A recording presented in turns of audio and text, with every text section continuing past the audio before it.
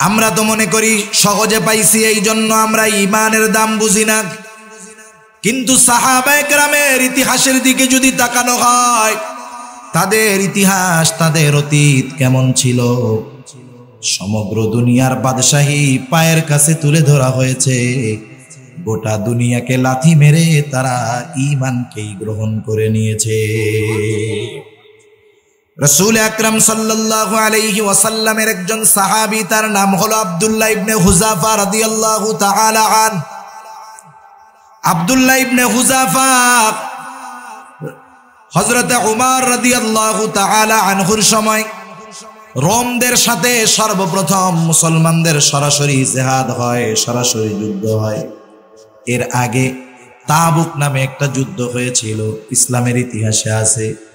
এটাও মূলত রোমদের সাথে যুদ্ধ হওয়ার কথা ছিল, কিন্তু আল্লাহ তাআলা রাসূল আকরাম সাল্লাল্লাহু আলাইহি ওয়াসাল্লাম রোম সৈন্যদের সাথে মুখোমুখি সংঘর্ষের পূর্বে আল্লাহ তাআলা রোম সৈন্যদের অন্তরে নবীজির ভীতি ঢুকায়া দিলেন। বিনা যুদ্ধে আল্লাহর নবী রোমদের বিরুদ্ধে জয়ী হন। কিন্তু সর্বপ্রথম মুখোমুখি যুদ্ধ হয় হযরত ওমর রাদিয়াল্লাহু তাআলা আনহুর সময়। রাসূল আকরাম সাল্লাল্লাহু আলাইহি ওয়াসাল্লামের প্রিয় সাহাবী হযরত ওমর রোমদের বিরুদ্ধে সেনাবাহিনী পাঠায়া দিলেন। অপর দিক দিয়া রোম সম্রাট তার রাজ দরবারের মধ্যে সবার সাথে মিটিং করতেছে। আমরা তো এখন পর্যন্ত মুসলমানদের সাথে সরাসরি কোনো যুদ্ধ করি নাই, তাদের যুদ্ধ কৌশল, রণকৌশল সব আমাদের কাছে অপরিচিত। গোয়েন্দা প্রধানকে ডাক দিয়ে রোম সম্রাট বললেন, যাও মুসলমানদের সৈন্য শিবিরের মধ্যে চলে যাও, যা খোঁজ খবর নিয়ে আসো, তাদের সৈন্য সংখ্যা কত, অস্ত্রগুলা কেমন, সব ডিটেলস আইনা আমার কাছে জানাবা। গোয়েন্দা প্রধান কয়েকদিন পরে সব খবরাখবর নিয়ে বাদশার কাছে হাজির। বাদশাহ একের পর এক প্রশ্ন করে, গোয়েন্দা প্রধান জবাব দেয়। বাদশাহ বলে, ও গোয়েন্দা, মুসলমানদের সৈন্য সংখ্যা কত? গোয়েন্দা বলে, বাদশাহ নামদার, চিন্তা করবেন না, মুসলমানদের সৈন্য সংখ্যা আমাদের অর্ধেকও হবে না, বরং সৈন্য সংখ্যার দিক দিয়ে আমরা দ্বিগুণ। দুনিয়ার মানুষ আমরা কি মনে করি, আমার দলে লোক বেশি তো আমার পাওয়ার বেশি, ঠিক না? রোম সম্রাট একটু খুশি হয়েছে, যাক তাইলে তো সৈন্য আমার বেশি, অসুবিধা নাই। রোম সম্রাট বলে, গোয়েন্দা, চতুর্দিক দিয়া মুসলমানদের বিজয়ের ধ্বনি শুনি, বিজয়ের কথা শুনি, বড় বড় শক্তি তাদের কাছে পরাজিত, সৈন্য সংখ্যা যদিও কম, আমার একটু বলো তাদের অস্ত্রগুলা কি অনেক আধুনিক নাকি? লোক যদি কম হয়, অস্ত্রের যদি বল থাকে, তাইলে অল্প লোক বেশি লোকের উপরে জয় পেয়ে যায়। মনে করেন একদিক আছে 15 জন হাতে লাঠি, আর একদিকে একজন তার হাতে একটা অস্ত্র, তাইলে এই 15 জন ওই একজনের কাছে কিছু আসে যায়? বলেন, অস্ত্রের জোরে একজন ওই 15 জনের চাইতে বেশি শক্তিশালী। তাইলে মুসলমানদের অস্ত্রগুলা কি ভালো নাকি, আধুনিক নাকি? যার কারণে অল্প সৈন্য হয়েও বিপুল সৈন্যের বিরুদ্ধে তারা জয়লাভ করে। গোয়েন্দা বলে, না বাদশাহ নামদার, তাও না, মুসলমানদের অস্ত্র আধুনিক না, তাদের চাইতে আমাদের অস্ত্র অনেক আধুনিক এবং অনেক শক্তিশালী অস্ত্র। এইবার বাদশার মনের মধ্যে চিন্তা আসলো, বলে, গোয়েন্দা, তাহলে মুসলমানেরা যুদ্ধের ময়দানে যে বড় বড় প্রতিপক্ষকে হারায়া জয় অর্জন করে, কারণ কি? অস্ত্র নাই, সৈন্য সংখ্যাও বেশি নাই, কারণটা কি? গোয়েন্দা বলে, আমি কয়েকটা কারণ অনুসন্ধান করে পেয়েছি। 1 নাম্বার কারণ, মুসলমানেরা যখন যুদ্ধের ময়দানে যায়, মুসলমানেরা যুদ্ধের ময়দানে 2টা উদ্দেশ্য নিয়ে যায়। একটা হলো হয়তো শহীদ নয়তো গাজী, তারা যুদ্ধের ময়দান থেকে ফিরে আসতে রাজি নয়, বরং তাদের তামান্না থাকে শাহাদাত অর্জন করবে, যুদ্ধের ময়দানে জীবনটা বিলায়া দিবে। কিন্তু আমাদের সৈন্যবাহিনী টাকা দিয়ে যুদ্ধে পাঠায়, বাধ্য হয়ে যুদ্ধে যায়, যার কারণে প্রতিপক্ষর কঠোর আক্রমণ হলে তারা ফিরে আসে, আর মুসলমানেরা জীবন দেওয়ার জন্য যুদ্ধের ময়দানে যায়, এজন্য কখনো তারা পিছু হটে না। বাদশা বলল, দুনিয়ার মানুষ বেটা বাঁচতে চায়, বাঁচার জন্য কতজন কত কিছু করে, আর ওরা মরতে চায় কোন উদ্দেশ্যে? ওদের কি স্ত্রী সন্তান নাই? ওদের কি পরিবার পরিজন নাই? দুনিয়ায় বেঁচে থাকার আশা নাই? বলে বাদশা নামদার সব আছে, স্ত্রী আছে, সন্তান আছে, পরিবার আছে, সব আছে।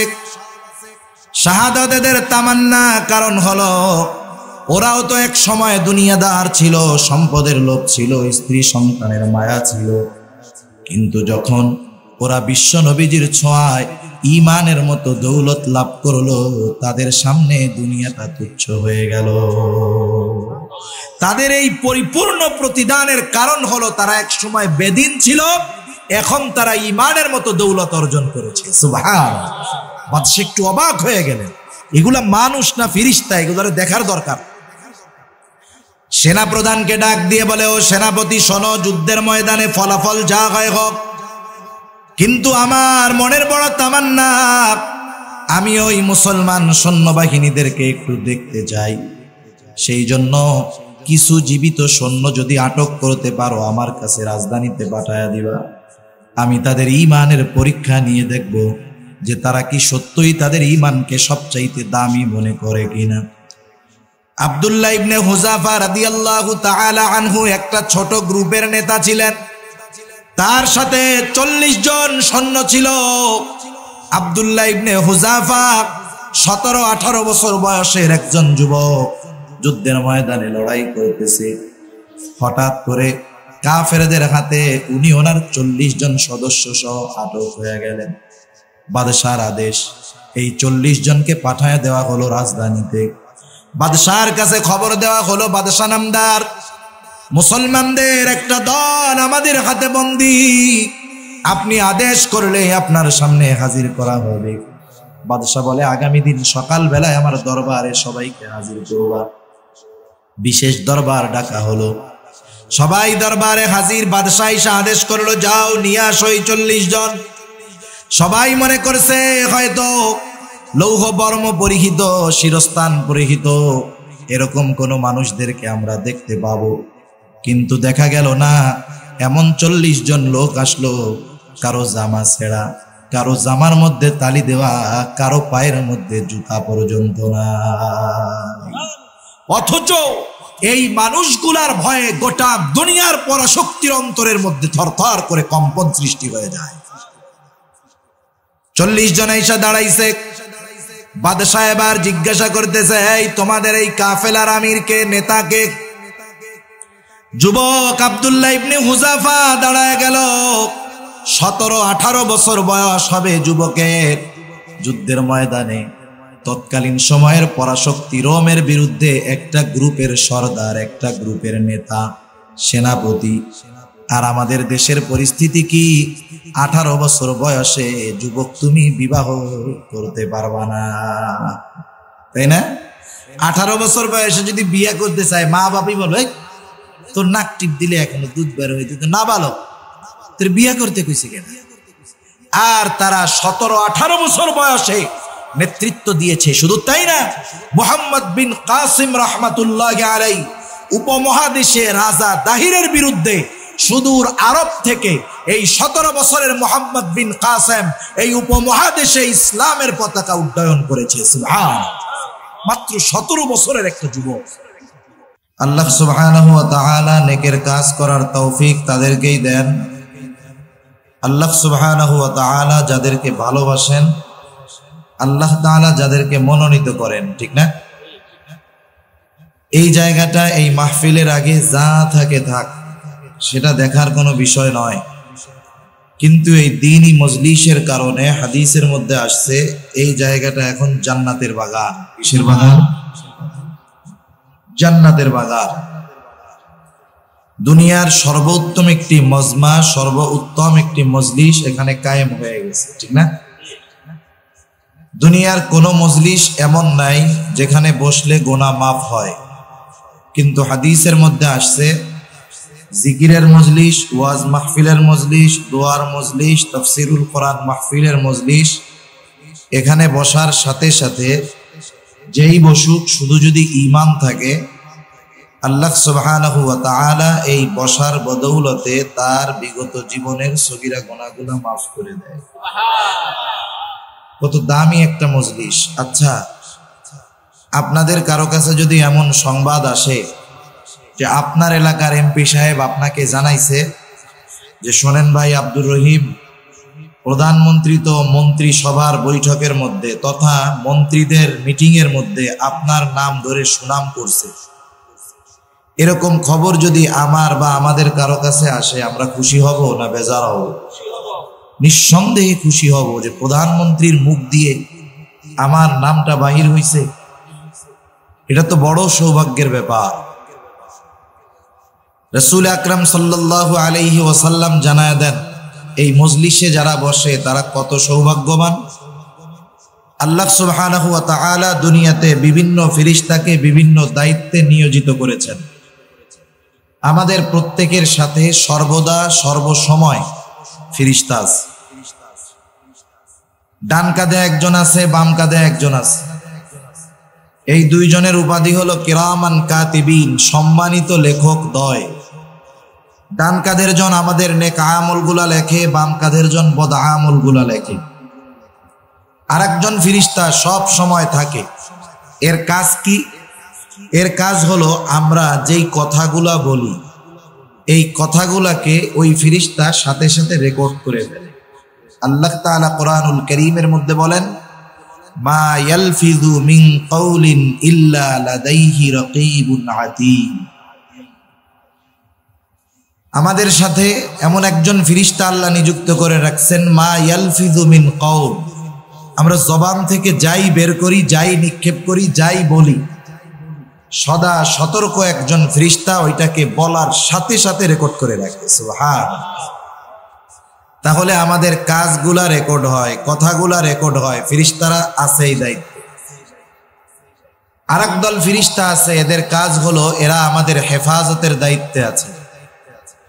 যখন কোনো এমপি বা মন্ত্রী যায়, এমপি বা মন্ত্রীর গাড়ি কিন্তু আগে যায় না, আগে পুলিশের গাড়ি, পেছনে পুলিশের গাড়ি। আবার যদি প্রধানমন্ত্রী আসেন, সাধারণ লোকজনকে সরায়া রাস্তার দুই পাশে পুলিশের টহল। এই মধ্যখানে এমপি বা মন্ত্রী বা প্রধানমন্ত্রী বা রাষ্ট্রপতির গাড়ি থাকে, ঠিক না? চতুর্দিকে নিরাপত্তার বেষ্টনী থাকে। দুনিয়াতে প্রত্যেকটা মুমিনকে নিরাপত্তার বেষ্টনীতে রাখার জন্য, নিরাপত্তা দেওয়ার জন্য, গার্ড দেওয়ার জন্য আল্লাহ তাআলা একদল ফেরেশতাকে নিযুক্ত করে রাখছেন। সুবহানাল্লাহ।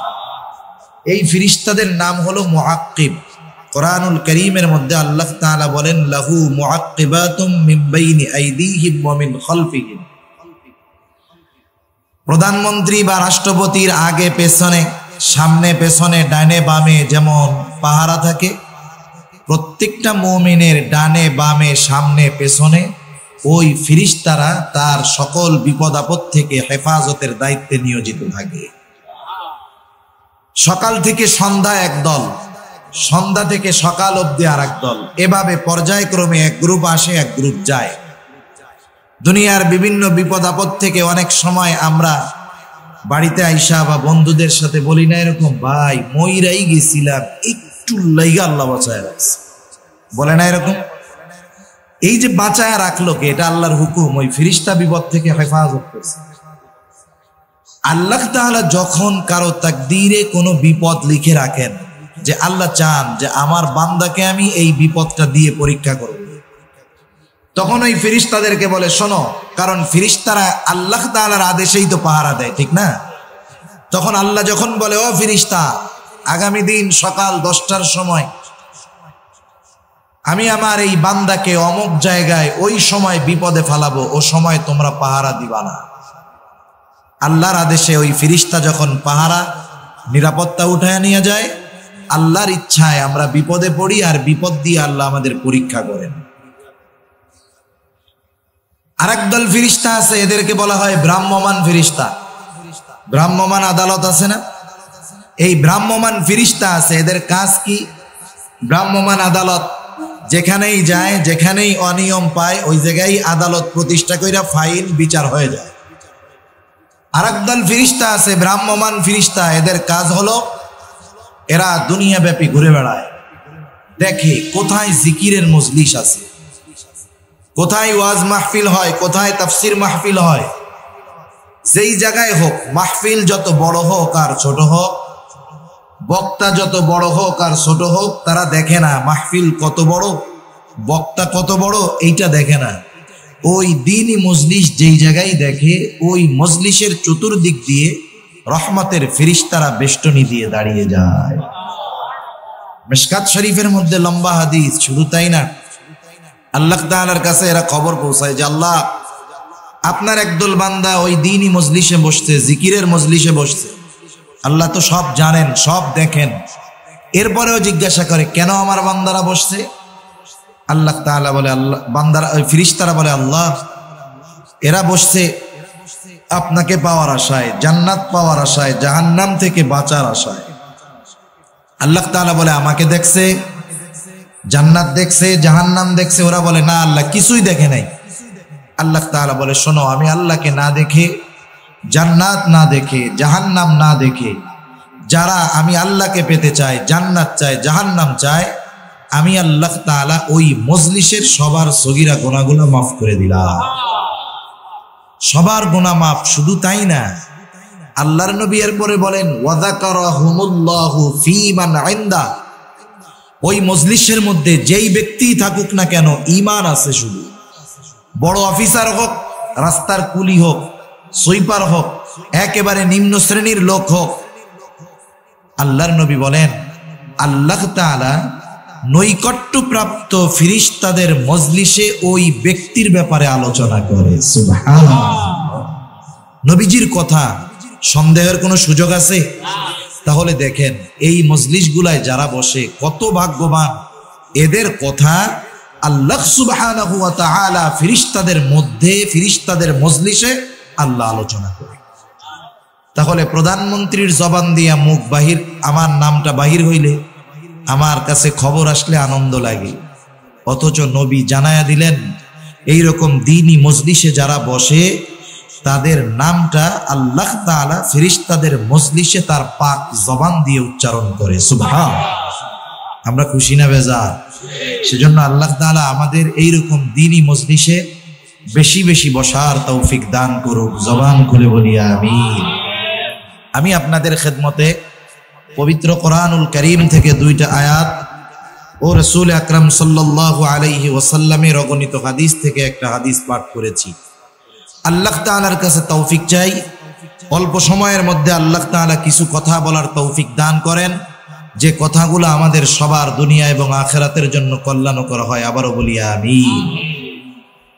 যে দুইটা আয়াত আপনাদের খেদমতে তিলাওয়াত করেছি, এই দুই আয়াতের মধ্যে আল্লাহ সুবহানাহু ওয়া তাআলা তামাম দুনিয়ার সব মানুষকে, আমরা যারা এখানে আছি শুধু তাদের না, যারা ঈমান এনেছে মুমিন তাদেরও না, দুনিয়াতে যত মানুষ আছে, হিন্দু হোক, বৌদ্ধ হোক, খ্রিস্টান হোক, নাস্তিক হোক, ইহুদি হোক, যেই হোক না কেন, সবাইকে আল্লাহ তাআলা তার মেহমান হওয়ার আহ্বান করেছেন, দাওয়াত দিয়েছেন। আল্লাহর মেহমান হওয়ার জন্য আল্লাহ সুবহানাহু ওয়া তাআলা দুইটা শর্ত উল্লেখ করেছেন। কয়টা শর্ত? দুইটা শর্ত। এই দুইটা শর্ত যেই মানুষ, মুমিন না, যেই মানুষ এই দুইটা শর্ত পালন করতে পারবে, আল্লাহ তাআলা বলেন সেই বান্দা আমি আল্লাহর জান্নাতুল ফেরদাউসের মেহমান হয়ে যাবে। শর্ত যদিও দুইটা, কিন্তু দুইটা শর্ত অনেক দামি শর্ত, অনেক দামি বিষয়, অনেক মূল্যবান বিষয়। দুনিয়াতে যখন প্রধানমন্ত্রী কাউকে তার গণভবনে দাওয়াত দেন, যদি কেউ গিয়ে থাকেন তাহলে বুঝবেন, দাওয়াত যখন দেন, দাওয়াতের কার্ড যখন তার কাছে আসে, কার্ডের পেছনে অনেকগুলা শর্ত লেখা থাকে। আপনি কয়টায় যাবেন, কয়টায় বের হবেন, কোন ধরনের পোশাক পরবেন, স্যান্ডেল না জুতা পায়ে দিয়ে যাবেন, এ টু জেড সব থাকে। শর্ত হয় অনেকগুলা, শর্ত 20টা হোক, 25টা হোক। যদি আমাদের কারো কাছে প্রধানমন্ত্রীর দাওয়াত কার্ড আসে যে আগামী মাসের 1 তারিখ গণভবনে প্রধানমন্ত্রীর সাথে দুপুরে খাওয়া দাওয়ার দাওয়াত, কিন্তু শর্ত আছে 20টা, আমার তো মনে হয় যে কোনো মানুষ, সম্পদওয়ালা হোক আর সম্পদ ছাড়া হোক, ও সর্বোচ্চ চেষ্টা করবে 25টা শর্ত পূরণ করে প্রধানমন্ত্রীর সাথে দুপুরবেলা খানা খাইতে। ঠিক কিনা বলেন? কারণ সে এটারে গর্বের কারণ মনে করবে। কিন্তু আল্লাহ তাআলা শর্ত দিয়েছেন কয়টা? দুইটা। কিন্তু দুইটা শর্ত খুব দামি শর্ত। শর্তগুলা কি? আল্লাহ বলেন, ইন্নাল্লাযীনা আমানু ওয়া আমিলুস সালিহাত কানাত লাহুম জান্নাতুল ফিরদাউসি নুজুলা। আল্লাহ রাব্বুল আলামিন বলেন, নিশ্চয়ই যারা ঈমান আনে ও আমলে সালেহ করে, কানাত লাহুম জান্নাতুল ফিরদাউসি নুজুলা। আল্লাহ তাআলা বলেন তাদের জন্য রয়েছে জান্নাতুল ফিরদাউসের মেহমানদারি। দুনিয়ার এক একজন মেহমানের মেয়াদ হলো 3 দিন। 3 দিন পর যেই বাড়িতে মানুষ বেড়াতে যাবে, 3 দিন পর ওই মেহমান ওই বাড়ির একজন সাধারণ সদস্যের মতো। 3 দিন পর যদি ওই বাড়িতে বাড়িওয়ালা তারে ডাউল দিয়া আলু ভর্তা দিয়ে খেতে দেয়, খেতে হবে। সেজন্য দুনিয়ার মেহমানের মেয়াদ হলো 3 দিন। আর দুনিয়ার মেজবানের উপরে মেহমানের যথাযথভাবে সর্বোচ্চ ভালো ব্যবস্থাপনা করার দায়িত্বটাও 3 দিন। কিন্তু কেউ যখন জান্নাতুল ফেরদাউসের মেহমান হবে, এই মেহমানদারি 2 দিন 3 দিনের নয়। এই মেহমান যে হবে, সে হবে আল্লাহ তাআলার অনন্তকালের মেহমান। আর আল্লাহ তাআলা 3 দিনের মেজবান হবেন না, আল্লাহ হবেন অনন্তকালের মেজবান। আপনি আমি যদি কোথাও মেহমান হই, 1 সপ্তাহ থাকলাম, স্বাভাবিক আত্মীয় স্বজন বেড়াইতে আসলে 3 দিনের বেশি থাকলেও মেজবান মেহমানের মতোই সর্বসময় চেষ্টা করে তার আপ্যায়ন করার, ঠিক না? একসাথে যদি 7-8 দিন আমি কারো বাসায় মেহমান থাকি, আপনি যদি থাকেন, মেহমানকে ভালোভাবে আপ্যায়ন করার জন্য মেজবান যদি 3 বেলাই গরুর গোশ, খাসির গোশ, মুরগির গোশের ব্যবস্থা করে, 1 সপ্তাহ 3 বেলাই যদি কেউ গরুর গোশ খায়, খাসির গোশ খায়, 1 সপ্তাহ পরে আর সুস্থ থাকা লাগবে না, বদ হজম হয়ে ডায়রিয়া হয়ে যাওয়ার মতো অবস্থা হবে। তখন মেহমানের কি মন চাবে জানেন? মেহমানের মন চাবে যত তাড়াতাড়ি এখান থেকে ভাগা যায়, আপ্যায়নের ঠেলায়, যে এইরকম যদি আমার আত্মীয় আর 1 সপ্তাহ খাওয়ায়, তাইলে আর দুনিয়ায় বাইচে থাকার উপায় নেই। সেজন্য দুনিয়ার মধ্যে অনেক সময় মেহমান তার আপ্যায়নের কারণে বিরক্ত হয়ে যায়, অতি আপ্যায়নের কারণে। আবার অনেক সময় মেহমান অতিরিক্ত বেশি দিন মেজবানের বাড়িতে অবস্থান করার কারণে মেজবানও বিরক্ত হয়ে যায়, ঠিক না? এই জন্য মেহমান মেজবান 2 জনেরই ব্যালেন্স থাকার দরকার। আমি প্রয়োজন ব্যতীত বিশেষ করে শহরে কারো বাড়িতে অতিরিক্ত সময় মেহমান হব না। কারণ শহরে যারা বাসা ভাড়া করে থাকে, এই মানুষগুলা কিন্তু খুব কষ্ট পরিশ্রম করে উপার্জন করে, ছোট বাসায় থাকে। একজন মেহমান যদি 10-15 দিন থাকে, ওই লোকটার যদিও দিল বড় হয়, কিন্তু পরিবেশের কারণে অনেক সময় কষ্টদায়ক হয়ে যায়। সেজন্য আমরা যখন কারো মেহমান হব, যেই কারণে হব, প্রয়োজন মিটলে চলে আসবো, কাউকে কষ্ট দিব না, ঠিক আছে না ইনশাল্লাহ? এক এলাকায় এক লোক বেড়াইতে গেছে শহরে, ঢাকা শহর, ছোট্ট একটা রুম, 100 স্কয়ার ফিটের রুম, সাথে বাথরুম, রান্নাঘর, ভাড়া আছে 9-10-12 হাজার টাকাও ভাড়া। এক মেহমান বেড়াইতে গেছে একজনের বাসায়, ছোট ছোট 2টা রুম। লোকটা চাকরি করে, মাস শেষে 20,000 টাকা বেতন। যেই মানুষগুলা নির্দিষ্ট পরিমাণ বেতনের চাকরি করে, প্রতি মাসে তাদের জীবনটা কিন্তু হিসাব করে চলে, কোন দিন কি খাবে, এই সবগুলার একটা হিসাব তাদের কাছে থাকে। অতিরিক্ত 2-4 জন মেহমান যদি তার বাড়িতে আসে, অনেক সময় কষ্টদায়ক হয়ে যায়।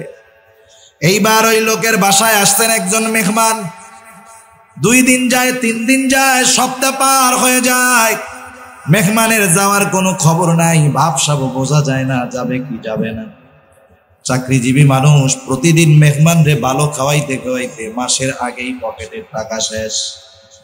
এইবার স্ত্রীতে স্বামীকে বলতেছে, দেখো তোমার আত্মীয় কেমন, মেহমান হিসাবে মানুষ 3-4 দিন থাকে শহরের বাড়িতে, ঠিক আছে, কিন্তু 2 সপ্তাহ পার হয়ে প্রায় মাস হয়ে গেল, এখনো দেখি যায় না। কি করা যায়? স্বামী এইবার বলে, মেহমানরা কি তাড়ায় দেওয়া যায়?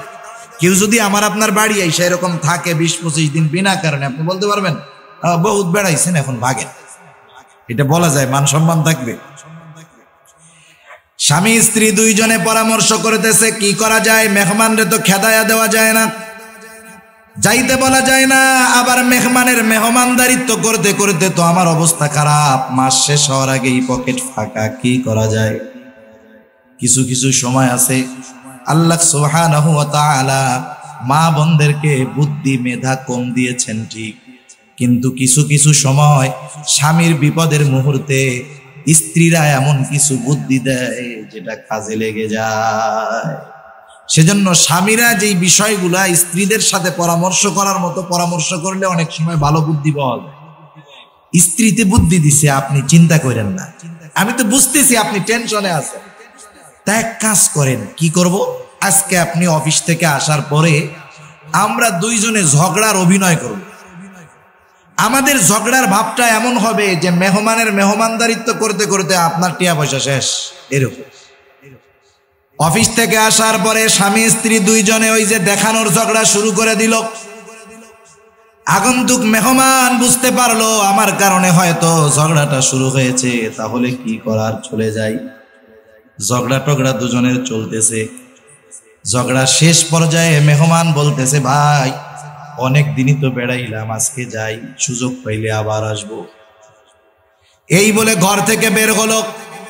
স্বামী স্ত্রী মেহমানকে বিদায় দিয়ে দরজাটা আটকায়া দিয়া রুমের মধ্যে বৈশা দুইজনই হাসাহাসি করতেছে আর বলতেছে। স্ত্রী বলে, দেখেন বুদ্ধিটা কত ভালো না, দেখানোর ঝগড়াটা খুব সুন্দরভাবে করলাম, তাই না? কাজ হয়ে গেছে। দুইজনের কথার ফাঁকে হঠাৎ করে দরজার মধ্যে আবার টোকা। দরজা খুইলা দেখে সেই মেহমান আবার হাজির। মেহমান এবার বলে, আপনি চিন্তা করেন না, আপনারা দুইজন যেমন দেখানোর ঝগড়া করছেন, আমিও দেখানোর যাওয়া গেছি, আসল যাওয়া যায় নাই, আবার আমি হাজির। মেহমান যদি এরকম হয় বিপদ আছে না, মেজবানের কষ্ট হয়ে যায়। কিন্তু আল্লাহ তাআলা কেমন মেজবান? মেহমান হবে অনন্তকালের মেহমান, আর মেজবান যিনি, তিনি কখনো বিরক্ত হবেন না, তিনি হবেন অনন্তকালের মেজবান। শুধু তাই না, মেহমানদারিত্বের ঠেলায় এক সময় মনে চায় আত্মীয়র বাড়ি থেকে চলে যায়, আর গোশ মাছ খাইতে ভালো লাগে না। কিন্তু জান্নাতে যারা মেহমান হবে এরা কখনো বিরক্ত হবে না, এদেরকে কখনো যে জান্নাত থেকে বাহির হওয়া লাগতে পারে এমন বিষয়টাও তাদের অন্তরের মধ্যে আসবে না। অনন্তকাল জান্নাতে তো থাকবে, কোনো সন্দেহ নাই, কিন্তু মনের মধ্যে যদি চিন্তা আসে যে আমাকে যদি বাহির হওয়া লাগে, এই চিন্তাটাও আল্লাহ তাআলা অন্তরে ঢুকতে দিবে না। সুবহানাল্লাহ, কেমন মেজবান আল্লাহ।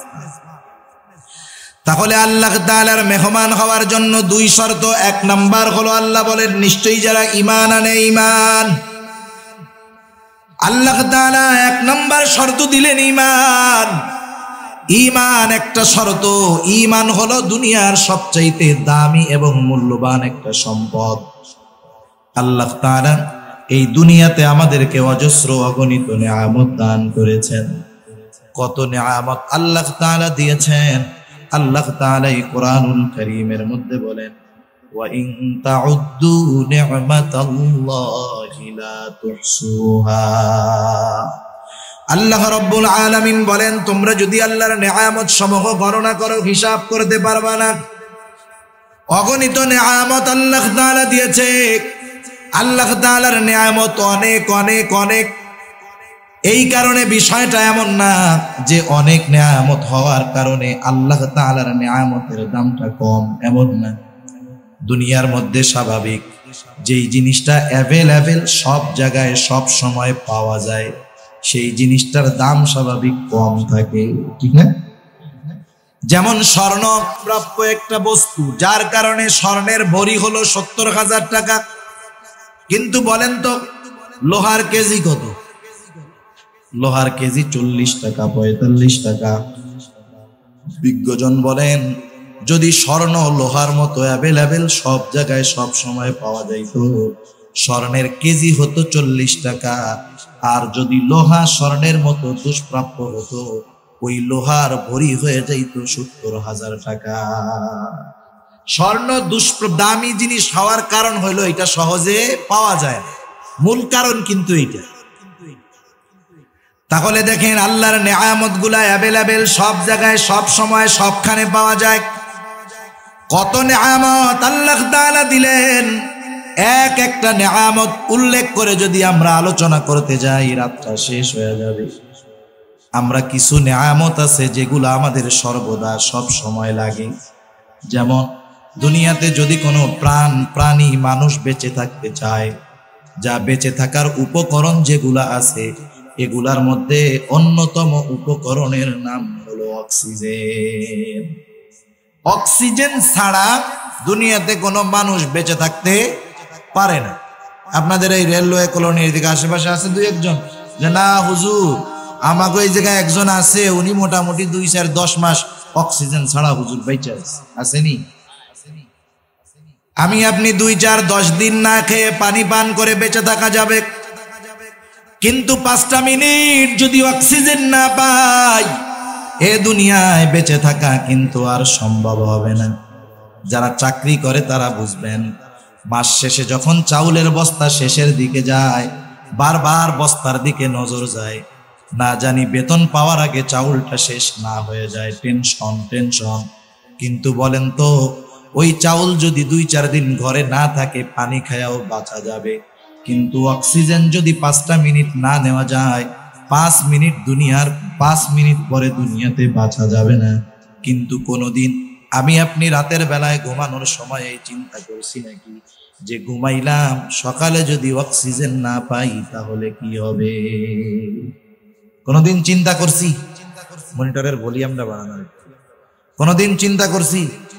চিন্তা করি নাই। কেন?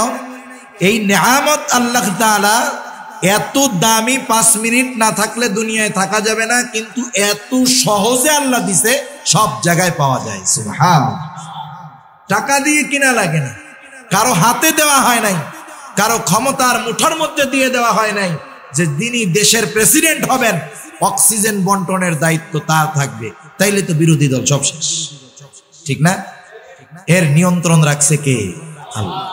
অথচ কত দামি নেয়ামত, এমন এক দামি নেয়ামত, এটা সর্বোচ্চ দামি নেয়ামত নয়, আল্লাহ তাআলার পক্ষ থেকে আমাকে আপনাকে যেই নেয়ামত গুলা দেওয়া হয়েছে, আল্লাহর কসম সবচাইতে দামি যেই নেয়ামত সেটার নাম হলো ঈমান। কারণ একটা মানুষ যদি অক্সিজেনের অভাবে মারা যায়, সে যদি ইমানদার হয়, ইমানের কারণে নাজাত পাবে। কিন্তু যত সুস্থ থাক, সম্পদ থাক, টাকা পয়সা থাক, ঈমান যদি না থাকে, শেষ ঠিকানা হবে জাহান্নাম। ঠিক কিনা বলেন? ঈমান হলো সবচেয়ে দামি সম্পদ। কত দামি সম্পদ কেমনে বুঝাই? আল্লাহ সুবহানাহু ওয়া তাআলা এমন দামি এক নেয়ামত দিলেন যার মূল্যটা কত, রাসূল আকরাম সাল্লাল্লাহু আলাইহি ওয়াসাল্লাম একটা হাদিসের মাধ্যমে আমাদেরকে জানায় দেন। সচরাচর আমরা যখন বাজার থেকে কিছু কিনতে যাই, পণ্যের দাম নির্ধারিত হয় মোটামুটি 3 পদ্ধতিতে। কয় পদ্ধতিতে? যে কোনো জিনিস পণ্যের দাম 3টা সিস্টেমে নির্ধারণ করা হয়। কিছু ওজনের মাধ্যমে, কিছু সংখ্যার মাধ্যমে, কিছু পরিমাপের মাধ্যমে। কথা বুঝতেছেন? যেমন বাজারে যখন আমি ডিম কিনতে যাই, এই ডিমের দাম নির্ধারিত হয় সংখ্যার ভিত্তিতে। আমি যদি বাজারে যাই বলি যে ভাই দোকানদার আমার এক কাজ করেন, আধা কেজি ডিম দেন, তাইলে বলবে হুজুর এই জায়গায় রাখো না, পাবনা পাঠাইয়া দাও। ঠিক না? হুজুর ডিম কি কেজি দরে বিক্রয় করে নাকি? তাহলে ডিম বিক্রয় হয় সংখ্যার ভিত্তিতে।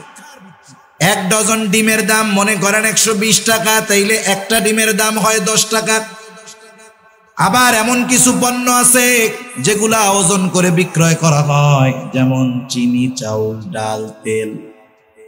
আপনি যদি বাজারের মধ্যে গিয়া বলি ভাই আমারে 1 খালি চিনি দেন তো, 1 ডজন ডাউল দেন তো, তাহলে কি বলবে? বলবে এটারে পাবনা পাঠা, ওর মাথা ঠিক নাই। আবার কিছু জিনিস আছে পরিমাপের মাধ্যমে বিক্রয় হয়, যেমন কাপড়। আপনি যে যদি বলেন ভাই আমারে এক খালি কাপড় দেন আর নাইলে 1 কেজি কাপড় দেন, তো দেশে রাখবে না পাবনা পাঠাবে? তাহলে বোঝা গেল যে কোনো জিনিসের মূল্য নির্ধারণের পদ্ধতি হলো হয়তো পরিমাপের মাধ্যমে, না হয় ওজনের মাধ্যমে, না হয় সংখ্যার মাধ্যমে। ইমানের দাম কিভাবে নির্ণয় করলো নবীজি? সহিহ মুসলিমের একটা হাদিসের মধ্যে আমাদেরকে জানায়া দেন।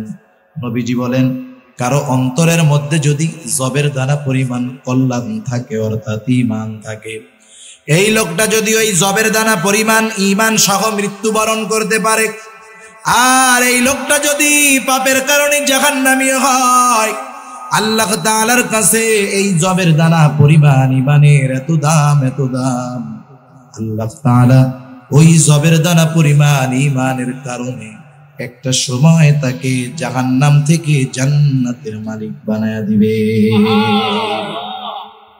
জবের দানা পরিমাণ ঈমানের এমন দাম। এরপরে নবীজি বলেন, কারো অন্তরের মধ্যে যদি গমের দানা পরিমাণ কল্যাণ থাকে, অর্থাৎ ঈমান থাকে, এই লোকটা যদি পাপের কারণে জাহান্নামী হয়, আল্লাহ তাআলার কাছে এই গমের দানা পরিমাণ ঈমানের এত দাম, এত দাম, আল্লাহ তাআলা ওই গমের দানা পরিমাণ ঈমানের বদৌলতে একটা সময় তাকে জাহান্নাম থেকে জান্নাতের মালিক বানায়া দিবে। এরপরে নবীজি আরো আজীব কথা বলেন। আল্লাহর নবী বলেন, কারো অন্তরের মধ্যে যদি জাররা পরিমাণ কল্যাণ থাকে, অর্থাৎ ঈমান থাকে। জাররা কাকে বলা হয়? ছোটবেলায় যখন মুরব্বীদের জবানে ওয়াজ শুনেছি, মুরব্বীরা বলতো জাররা হলো একটা বালুকে যদি 70 ভাগ করা হয়, একটা বালু কত ছোট, একটা বালুকে যদি 70 ভাগ করা হয়, ওই 70 ভাগের এক একটা ভাগকে এক একটা জাররা বলা হয়। আধুনিক পরিভাষায় জাররারে বলা হয় অণু। যারা শিক্ষিত সমাজ তারা সহজে বুঝবে অণু। অণু কেমন বস্তু? অণু এত ক্ষুদ্র, এত ছোট, দুনিয়ার কোন চোখ অণুকে দেখতে পারে না, দুনিয়ার কোন স্পর্শ অণুর অনুভূতি টের পায় না, অণু সুইয়া বলতে পারবে না এটা অণু। অণুকে যদি দেখতে হয় তাহলে দরকার হলো অণুবীক্ষণ যন্ত্রের। আল্লাহর নবী বলেন, কারো অন্তরের মধ্যে যদি এই অণু পরিমাণ ঈমান থাকে, আল্লাহ তাআলার কাছে অণু পরিমাণ ঈমানের এত দাম, এত দাম, ওই অণু পরিমাণ ঈমানের বদৌলতে একটা সময় আল্লাহ তাআলা তাকে জাহান্নাম থেকে জান্নাতের মালিক বানায়া দিবে। রাসূল আকরাম সাল্লাল্লাহু আলাইহি ওয়াসাল্লাম আর হাদিসের মধ্যে বলেন, যেই ব্যক্তি সবচাইতে ছোট জান্নাত পাবে তার জান্নাতের পরিধি হবে কমপক্ষে এই দুনিয়ার 10 গুণ। আরো আস্তে কোন সুবহানাল্লাহ। চিন্তা করেন, এখন যদি আপনাদেরকে প্রশ্ন করি, বলেন তো অণু পরিমাণ ঈমানের দাম বেশি নাকি দুনিয়ার 10 গুণ পরিমাণ জান্নাতের দাম বেশি? কোনটার দাম বেশি? অণু পরিমাণ ঈমানের দাম বেশি। অণু পরিমাণ, জাররা পরিমাণ ঈমানের দাম বেশি।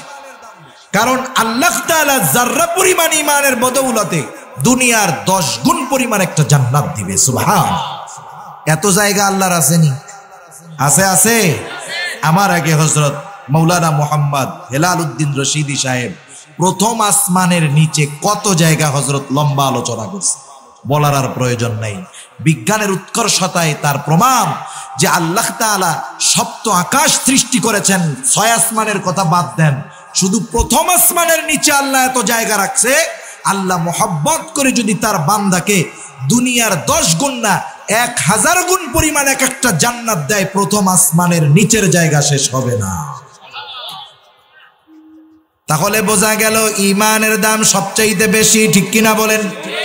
এখন আসেন, অনেক মানুষ তো এই দামি সম্পদ ঈমানের মূল্যায়ন করে না। কারণটা কি? আমি আমার বিশ্লেষণের আলোকে যেটা বুঝলাম, 2টা কারণে মানুষ কোনো সময় দামি সম্পদের মূল্যায়ন করতে পারে না। কয় কারণে? 2 কারণ। খেয়াল দিয়া শুনবেন, এই 2টা কারণ এই জন্য মানুষ দামি জিনিসের মূল্যায়ন করে না। এক নাম্বার কারণ হলো দামি জিনিস যদি বিনা পরিশ্রমে পায়, বিনা কষ্টে যদি দামি সম্পদ পেয়ে যায় তার মূল্যায়ন করে না। যেমন আমাদের সমাজে অনেক মানুষ আছে, বাবা কষ্ট করে পরিশ্রম করে সম্পদের পাহাড় গড়ায় গেছে, কিন্তু সন্তান 2-4-10 বছরের মধ্যে বাবার পাহাড় পরিমাণ সম্পদ শেষ কইরা ঋণের বোঝা ঘাড়ে নিয়ে ঘরে। আছে না নাই? অভাব নাই। আমরা কেন ঈমানের দাম বুঝি না? আমরা মনে করি যেটা, আমরা মনে করি আমার বাপ ঈমানদার এই জন্য আমিও ঈমানদার, আমার মা ঈমানদার এই জন্য আমিও ঈমানদার। আল্লাহর কসম, যদি ঈমান উত্তরাধিকার প্রাপ্তে পাওয়ার অবস্থা থাকতো তাহলে আমরা অতীতের অনেক নবীদের ব্যাপারে জেনেছি তাদের সন্তানেরা ছিল কাফের। ঠিক কিনা বলেন? নূহ আলাইহিস সালামের সন্তান কি ছিল?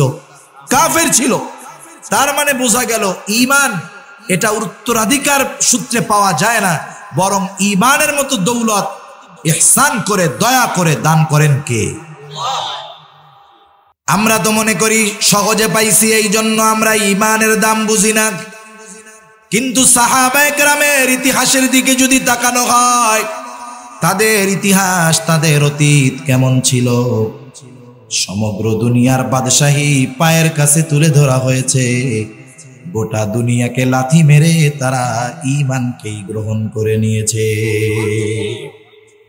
রাসূল আকরাম সাল্লাল্লাহু আলাইহি ওয়াসাল্লামের একজন সাহাবী, তার নাম হলো আব্দুল্লাহ ইবনে হুযাফা রাদিয়াল্লাহু তাআলা আন। আব্দুল্লাহ ইবনে হুযাফা হযরত উমর রাদিয়াল্লাহু তাআলা আনহুর সময় রোমদের সাথে সর্বপ্রথম মুসলমানদের সরাসরি জিহাদ হয়, সরাসরি যুদ্ধ হয়। এর আগে তাবুক নামে একটা যুদ্ধ হয়েছিল, ইসলামের ইতিহাসে আছে। এটাও মূলত রোমদের সাথে যুদ্ধ হওয়ার কথা ছিল, কিন্তু আল্লাহ তাআলা রাসূল আকরাম সাল্লাল্লাহু আলাইহি ওয়াসাল্লাম রোম সৈন্যদের সাথে মুখোমুখি সংঘর্ষের পূর্বে আল্লাহ তাআলা রোম সৈন্যদের অন্তরে নবীজির ভীতি ঢুকায়া দিলেন। বিনা যুদ্ধে আল্লাহর নবী রোমদের বিরুদ্ধে জয়ী হন। কিন্তু সর্বপ্রথম মুখোমুখি যুদ্ধ হয় হযরত ওমর রাদিয়াল্লাহু তাআলা আনহুর সময়। রাসূল আকরাম সাল্লাল্লাহু আলাইহি ওয়াসাল্লামের প্রিয় সাহাবী হযরত ওমর রোমদের বিরুদ্ধে সেনাবাহিনী পাঠায়া দিলেন। অপর দিক দিয়া রোম সম্রাট তার রাজ দরবারের মধ্যে সবার সাথে মিটিং করতেছে। আমরা তো এখন পর্যন্ত মুসলমানদের সাথে সরাসরি কোনো যুদ্ধ করি নাই, তাদের যুদ্ধ কৌশল, রণকৌশল সব আমাদের কাছে অপরিচিত। গোয়েন্দা প্রধানকে ডাক দিয়ে রোম সম্রাট বললেন, যাও মুসলমানদের সৈন্য শিবিরের মধ্যে চলে যাও, যা খোঁজ খবর নিয়ে আসো তাদের সৈন্য সংখ্যা কত, অস্ত্রগুলা কেমন, সব ডিটেলস আইনা আমার কাছে জানাবা। গোয়েন্দা প্রধান কয়েকদিন পরে সব খবরাখবর নিয়ে বাদশার কাছে হাজির। বাদশাহ একের পর এক প্রশ্ন করে, গোয়েন্দা প্রধান জবাব দেয়। বাদশাহ বলে, ও গোয়েন্দা, মুসলমানদের সৈন্য সংখ্যা কত? গোয়েন্দা বলে, বাদশাহ নামদার, চিন্তা করবেন না, মুসলমানদের সৈন্য সংখ্যা আমাদের অর্ধেকও হবে না, বরং সৈন্য সংখ্যার দিক দিয়ে আমরা দ্বিগুণ। দুনিয়ার মানুষ আমরা কি মনে করি, আমার দলে লোক বেশি তো আমার পাওয়ার বেশি, ঠিক না? রোম সম্রাট একটু খুশি হয়েছে, যাক তাইলে তো সৈন্য আমার বেশি, অসুবিধা নাই। রোম সম্রাট বলে, গোয়েন্দা, চতুর্দিক দিয়া মুসলমানদের বিজয়ের ধ্বনি শুনি, বিজয়ের কথা শুনি, বড় বড় শক্তি তাদের কাছে পরাজিত, সৈন্য সংখ্যা যদিও কম, আমার একটু বলো তাদের অস্ত্রগুলা কি অনেক আধুনিক নাকি? লোক যদি কমও হয়, অস্ত্রের যদি বল থাকে, তাইলে অল্প লোক বেশি লোকের উপরে জয় পেয়ে যায়। মনে করেন একদিক আছে 15 জন হাতে লাঠি, আর একদিকে একজন তার হাতে একটা অস্ত্র, তাইলে এই 15 জন ওই একজনের কাছে কিছু আসে যায়? বলেন, অস্ত্রের জোরে একজন ওই 15 জনের চাইতে বেশি শক্তিশালী। তাইলে মুসলমানদের অস্ত্রগুলা কি ভালো নাকি, আধুনিক নাকি, যার কারণে অল্প সৈন্য হয়েও বিপুল সৈন্যের বিরুদ্ধে তারা জয়লাভ করে? গোয়েন্দা বলে, না বাদশাহ নামদার, তাও না, মুসলমানদের অস্ত্র আধুনিক না, তাদের চাইতে আমাদের অস্ত্র অনেক আধুনিক এবং অনেক শক্তিশালী অস্ত্র। এইবার বাদশার মনের মধ্যে চিন্তা আসলো, বলে গোয়েন্দা, তাহলে মুসলমানেরা যুদ্ধের ময়দানে যে বড় বড় প্রতিপক্ষকে হারায়া জয় অর্জন করে কারণ কি? অস্ত্র নাই, সৈন্য সংখ্যাও বেশি নাই, কারণটা কি? গোয়েন্দা বলে, আমি কয়েকটা কারণ অনুসন্ধান করে পেয়েছি। 1 নাম্বার কারণ, মুসলমানেরা যখন যুদ্ধের ময়দানে যায়, মুসলমানেরা যুদ্ধের ময়দানে 2টা উদ্দেশ্য নিয়ে যায়। একটা হলো হয়তো শহীদ নয়তো গাজী, তারা যুদ্ধের ময়দান থেকে ফিরে আসতে রাজি নয়, বরং তাদের তামান্না থাকে শাহাদাত অর্জন করবে, যুদ্ধের ময়দানে জীবনটা বিলায় দিবে। কিন্তু আমাদের সৈন্যবাহিনী টাকা দিয়ে যুদ্ধে পাঠায়, বাধ্য হয়ে যুদ্ধে যায়, যার কারণে প্রতিপক্ষের কঠোর আক্রমণ হলে তারা ফিরে আসে। আর মুসলমানেরা জীবন দেওয়ার জন্য যুদ্ধের ময়দানে যায়, এজন্য কখনো তারা পিছু হটে না। বাদশা বলল, দুনিয়ার মানুষ বেটা বাঁচতে চায়, বাঁচার জন্য কতজন কত কিছু করে, আর ওরা মরতে চায় কোন উদ্দেশ্যে? ওদের কি স্ত্রী সন্তান নাই? ওদের কি পরিবার পরিজন নাই? দুনিয়ায় বেঁচে থাকার আশা নাই? বলে, বাদশা নামদার, সব আছে, স্ত্রী আছে, সন্তান আছে, পরিবার আছে, সব আছে। শাহাদাতের তামান্না কারণ হলো ওরাও তো এক সময় দুনিয়াদার ছিল, সম্পদের লোভ ছিল, স্ত্রী সন্তানের মায়া ছিল। কিন্তু যখন ওরা বিশ্ব নবীজির ছোঁয়ায় ঈমানের মতো দৌলত লাভ করলো, তাদের সামনে দুনিয়াটা তুচ্ছ হয়ে গেল। তাদের এই পরিপূর্ণ প্রতিদানের কারণ হলো তারা এক সময় বেদিন ছিল, এখন তারা ঈমানের মতো দৌলত অর্জন করেছে। সুবহানাল্লাহ। বাদশা একটু অবাক হয়ে গেলেন, এগুলা মানুষ না ফেরেশতা, এগুলোর দেখার দরকার। সেনা প্রধানকে ডাক দিয়ে বলে, ও সেনাপতি শোনো, যুদ্ধের ময়দানে ফলাফল যা হয় হোক, কিন্তু আমার মনের বড় তামান্না, আমি ওই মুসলমান সৈন্যবাহিনীদেরকে একটু দেখতে চাই। সেই জন্য কিছু জীবিত সৈন্য যদি আটক করতে পারো, আমার কাছে রাজধানীতে পাঠায়া দিবা। আমি তাদের ঈমানের পরীক্ষা নিয়ে দেখব যে তারা কি সত্যই তাদের ঈমানকে সবচাইতে দামি মনে করে কিনা। আব্দুল্লাহ ইবনে হুযাফা রাদিয়াল্লাহু তাআলা আনহু একটা ছোট গ্রুপের নেতা ছিলেন, তার সাথে 40 জন সৈন্য ছিল। আব্দুল্লাহ ইবনে হুযাফা 17-18 বছর বয়সের একজন যুবক, যুদ্ধের ময়দানে লড়াই করতেছে। হঠাৎ করে কাফেরদের হাতে উনি ওনার 40 জন সদস্য সহ আটক হয়ে গেলেন। বাদশার আদেশ, এই 40 জনকে পাঠায় দেওয়া হলো রাজধানীতে। বাদশার কাছে খবর দেওয়া হলো, বাদশা নামদার, মুসলমানদের একটা দল আমাদের হাতে বন্দী, আপনি আদেশ করলে আপনার সামনে হাজির করা হবে। বাদশা বলে, আগামী দিন সকাল বেলায় আমার দরবারে সবাইকে হাজির করবা। বিশেষ দরবার ডাকা হলো, সবাই দরবারে হাজির। বাদশা এসে আদেশ করলো, যাও নিয়ে আসো এই 40 জন। সবাই মনে করছে হয়তো লৌহ বর্ম পরিহিত, শিরস্থান পরিহিত এরকম কোন মানুষদেরকে আমরা দেখতে পাবো, কিন্তু দেখা গেল না। এমন 40 জন লোক আসলো, কারো জামা ছেঁড়া, কারো জামার মধ্যে তালি দেওয়া, কারো পায়ের মধ্যে জুতা পর্যন্ত নাই। অথচ এই মানুষগুলার ভয়ে গোটা দুনিয়ার পরাশক্তির অন্তরের মধ্যে থরথর করে কম্পন সৃষ্টি হয়ে যায়। 40 জন এসে দাঁড়াইছে। বাদশা এবার জিজ্ঞাসা করতেছে, এই তোমাদের এই কাফেলার আমিরকে, নেতাকে? যুবক আব্দুল্লাহ ইবনে হুযাফা দাঁড়ায় গেল। 17-18 বছর বয়স হবে যুবকের। যুদ্ধের ময়দানে তৎকালীন সময়ের পরাশক্তি রোমের বিরুদ্ধে একটা গ্রুপের সরদার, একটা গ্রুপের নেতা, সেনাপতি। আর আমাদের দেশের পরিস্থিতি কি? 18 বছর বয়সে যুবক তুমি বিবাহ করতে পারবা না, তাই না? 18 বছর বয়সে যদি বিয়ে করতে চায়, মা বাপই বলবে, তোর নাক টিপ দিলে এখনো দুধ বের হইতে না, ভালো, তোর বিয়ে করতে কইছে কেন? আর তারা 17-18 বছর বয়সে নেতৃত্ব দিয়েছে। শুধু তাই না, মুহাম্মদ বিন কাসিম রাহমাতুল্লাহি আলাইহি উপমহাদেশে রাজা দাহিরের বিরুদ্ধে সুদূর আরব থেকে এই 17 বছরের মোহাম্মদ বিন কাসেম এই উপমহাদেশে ইসলামের পতাকা উড্ডয়ন করেছে। সুবহান, মাত্র 17 বছরের একটা যুবক। স্বাভাবিক যৌবনকালে মানুষের কিছু চাহিদা থাকে, তামান্না থাকে। বাদশাহ এবার আব্দুল্লাহ ইবনে হুযাফাকে বলে, ও আব্দুল্লাহ, তুমি আমার কাছে আসো। সবাই অবাক যে বাদশার হাতে বন্দী, বাদশার বিরুদ্ধে যুদ্ধ করতে আসছে। উপস্থিত মানুষেরা চিন্তা করছে হয়তো বাদশাহ তাদের ব্যাপারে আদেশ করবে, যাও এদের সবাইকে শিরচ্ছেদ করে দাও। কত বড় সাহস, রোম সম্রাটের বিরুদ্ধে যুদ্ধ করতে আসে। কিন্তু বাদশাহ কি করলেন? বাদশাহ এবার আব্দুল্লাহ ইবনে হুযাফাকে ডাকলেন। আব্দুল্লাহ ইবনে হুযাফাকে ডাকলেন, বাদশার পাশে বসাইলেন। বাদশার পাশে বসতে পারা যেন তেন ব্যাপার নয়। বড় বড় রাষ্ট্রপ্রধান বাদশার পাশে যদি একদিন বসতে পারে নিজেকে ধন্য মনে করে। কিন্তু বাদশাহ তার হাতে বন্দী, তার বিরুদ্ধে যুদ্ধ করতে আসছে। ওই লোকটাকে মহব্বতের সাথে ডেকে নিয়া বাদশাহ তার নিজের পাশে বসাইলেন। কারণটা কি? সবার তীক্ষ্ণ নজর এখন এইদিকে। বাদশাহ করে কি? বাদশাহ কি পাগল হয়ে গেল নাকি?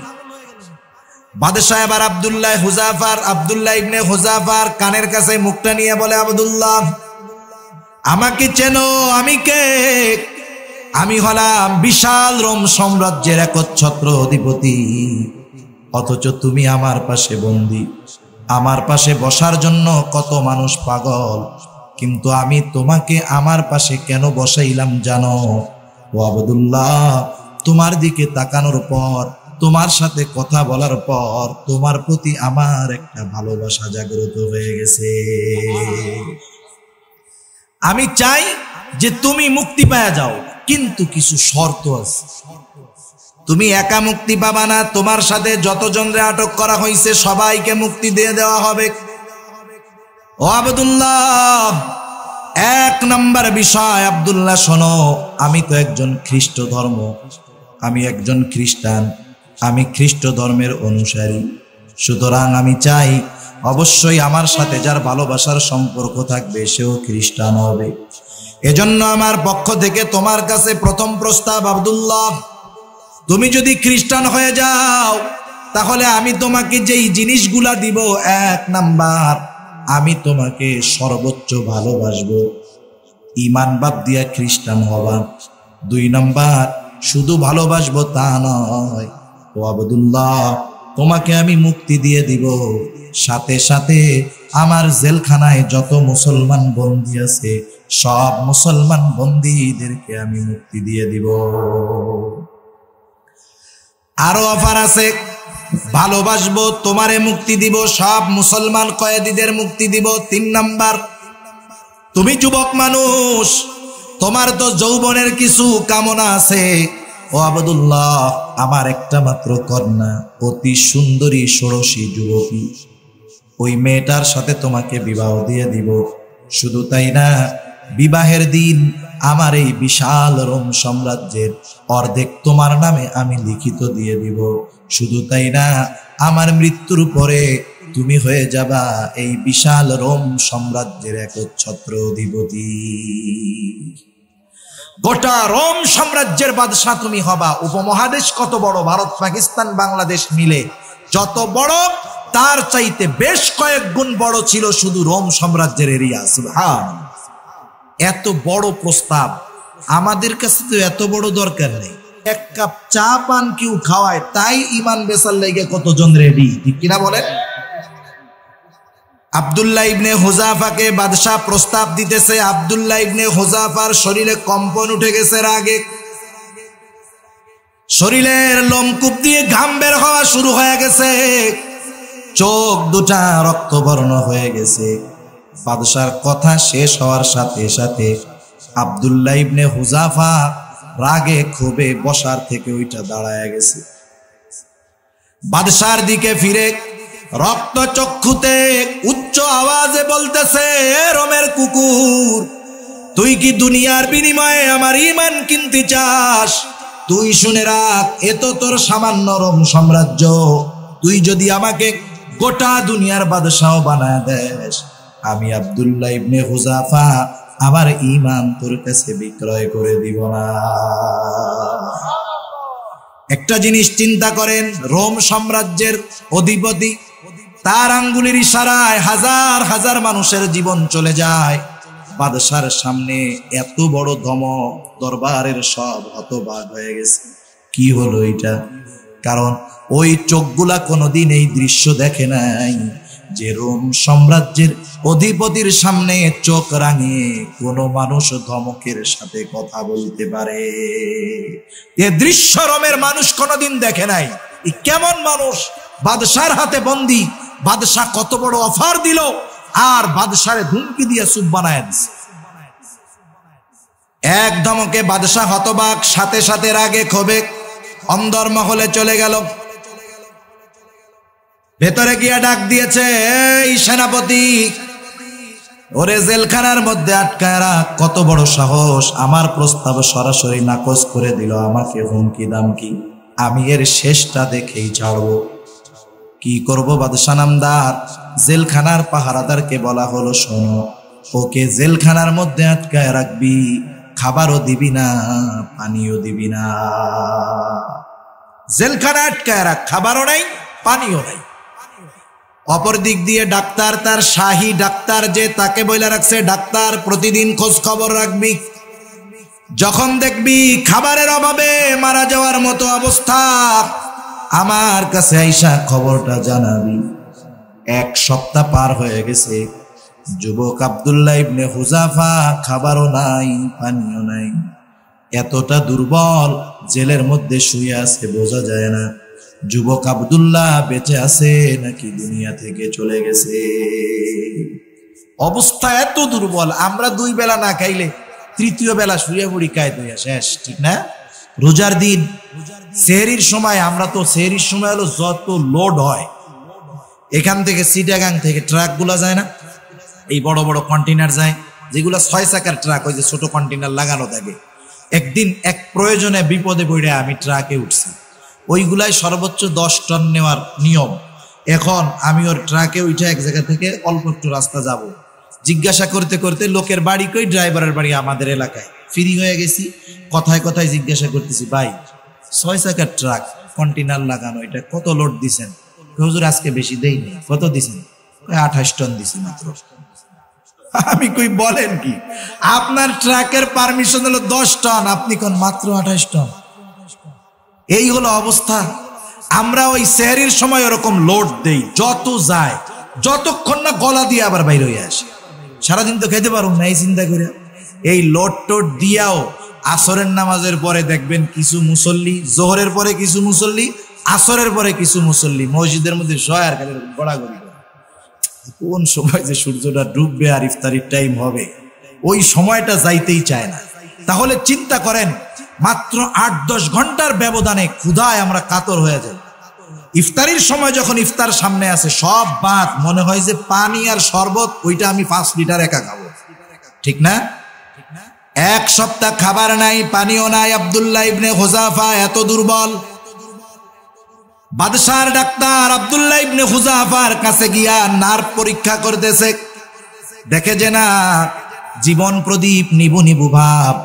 আব্দুল্লাহ ইবনে হুযাফাকে জিজ্ঞাসা করে, আব্দুল্লাহ ইবনে হুযাফা ক্ষুধায় এতটা দুর্বল, মুখ দিয়ে নড়াচড়া করে কিন্তু কথার শব্দটা জবান দিয়ে বের হয় না।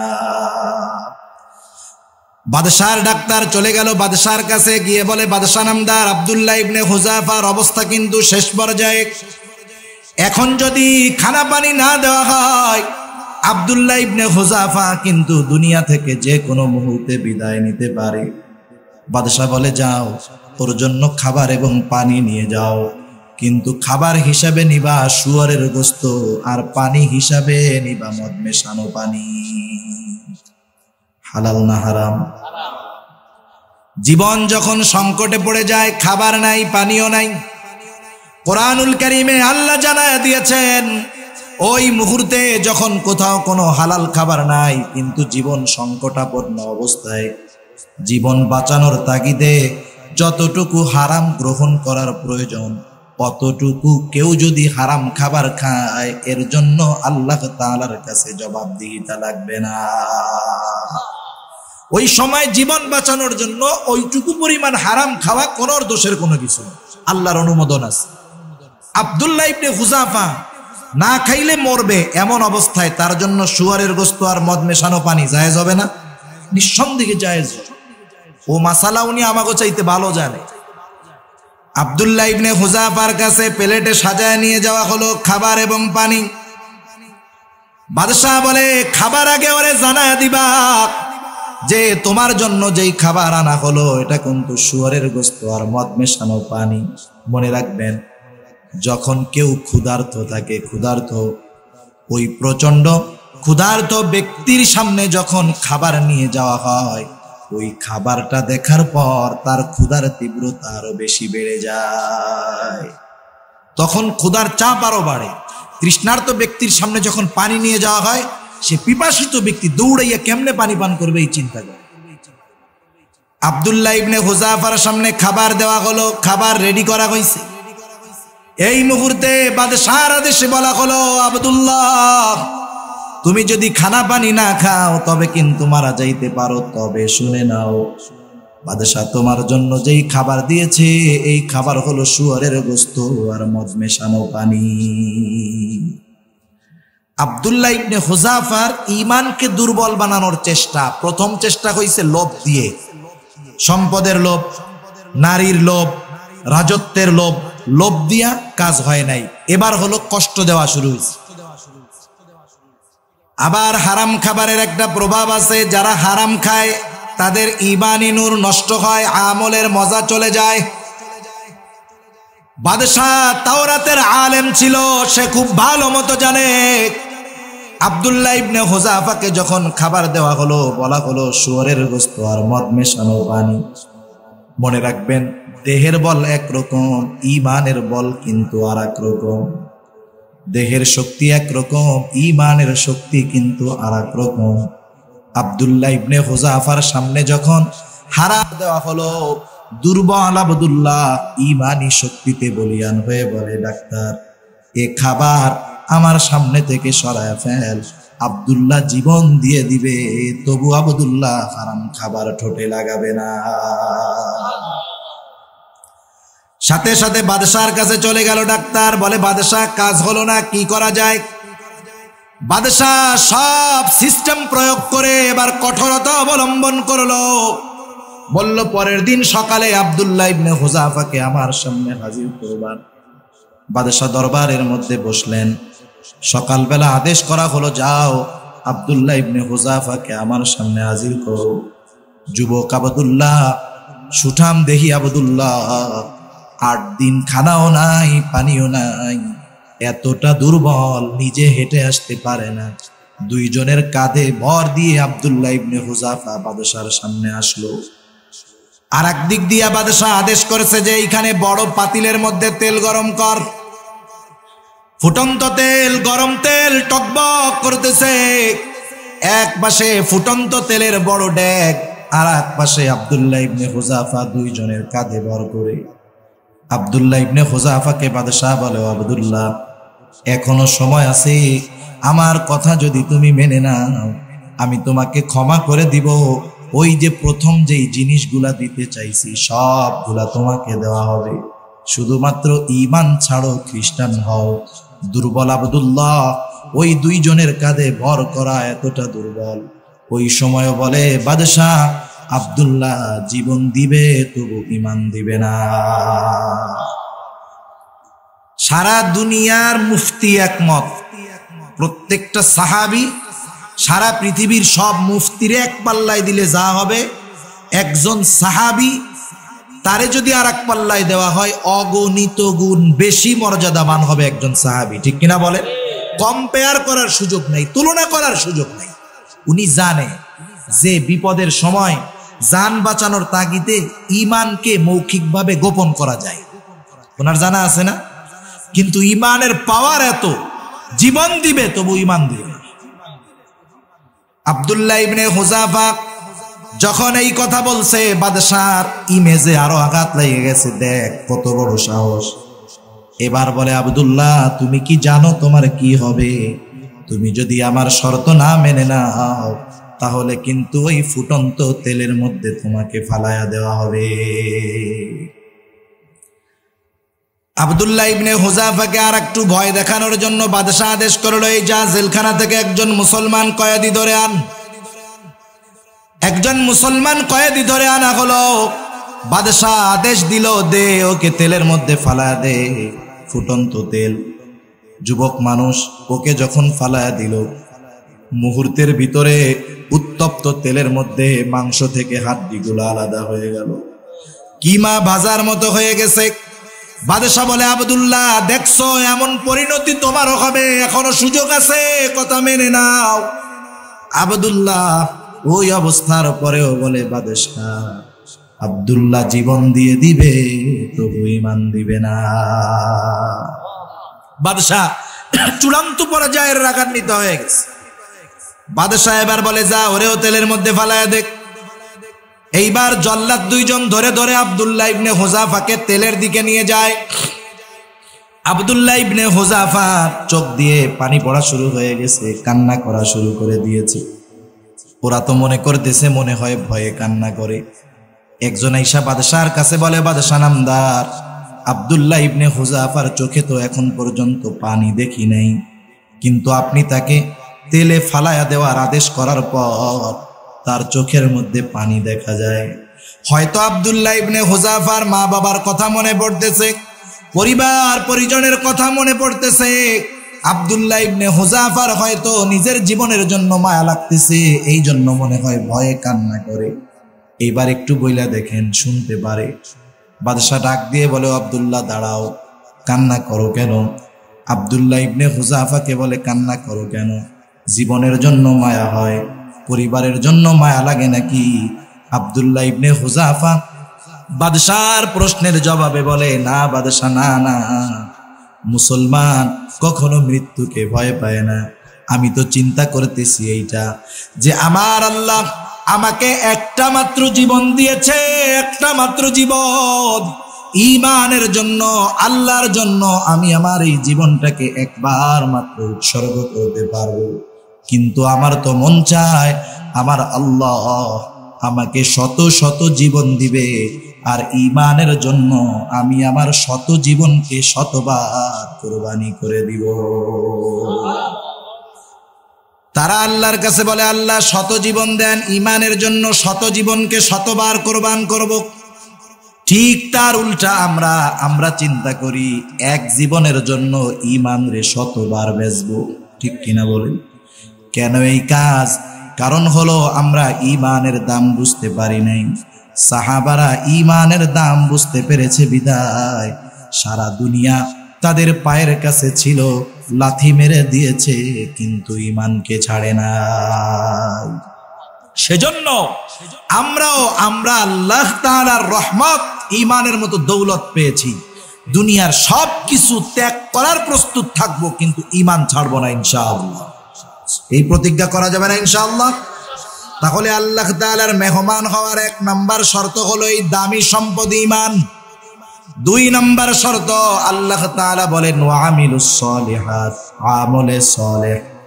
মনে রাখতে হবে সব আমল কিন্তু আমলে সালেহ না। আমরা যারা নামাজ পড়ি সব নামাজ আমল, কিন্তু সব নামাজ আমলে সালেহ না। আমলে সালেহ হলো ওই আমল যেই আমলটা আল্লাহর দরবারে গৃহীত হওয়ার তথা কবুল হওয়ার যোগ্যতা রাখে। সেজন্য আমাদের আমলকে আমলে সালেহ হিসাবে পরিণত করতে হবে। আমলে সালেহ হওয়ার জন্য আমাদের নামাজ, রোজা, হজ, যাকাত, দান, সাদকা এটা আমল, কিন্তু এই আমলটা যদি আমলে সালেহ হতে হয় 4টা জিনিস লাগে। কয়টা জিনিস লাগে? 4টা জিনিস। আর মনে রাখতে হবে যদি আমলটারে আমলে সালেহ বানানো যায়, ওই আমল দিয়ে শুধু পরকালে কাজ হবে তা না, ওই আমল দিয়ে দুনিয়ার কল্যাণ আল্লাহর কাছে কামনা করা যায়। আমরা মনে করি নামাজ, রোজা, হজ, যাকাত ইখলাসের সাথে যেই আমলগুলা করি, কোন আমলটা ইখলাসের সাথে এটা দুনিয়ার কেউ জানবে না।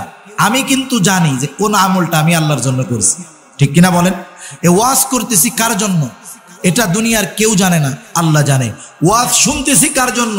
কেউ জানে না, আল্লাহ জানে। সাদাকা করতেছি কিসের জন্য? দুনিয়ার তো মানুষ বলতেছে দানশীল, কিন্তু আমি যে কি জন্য করতেছি আমি জানি, আল্লাহ জানে। ঠিক কিনা বলেন?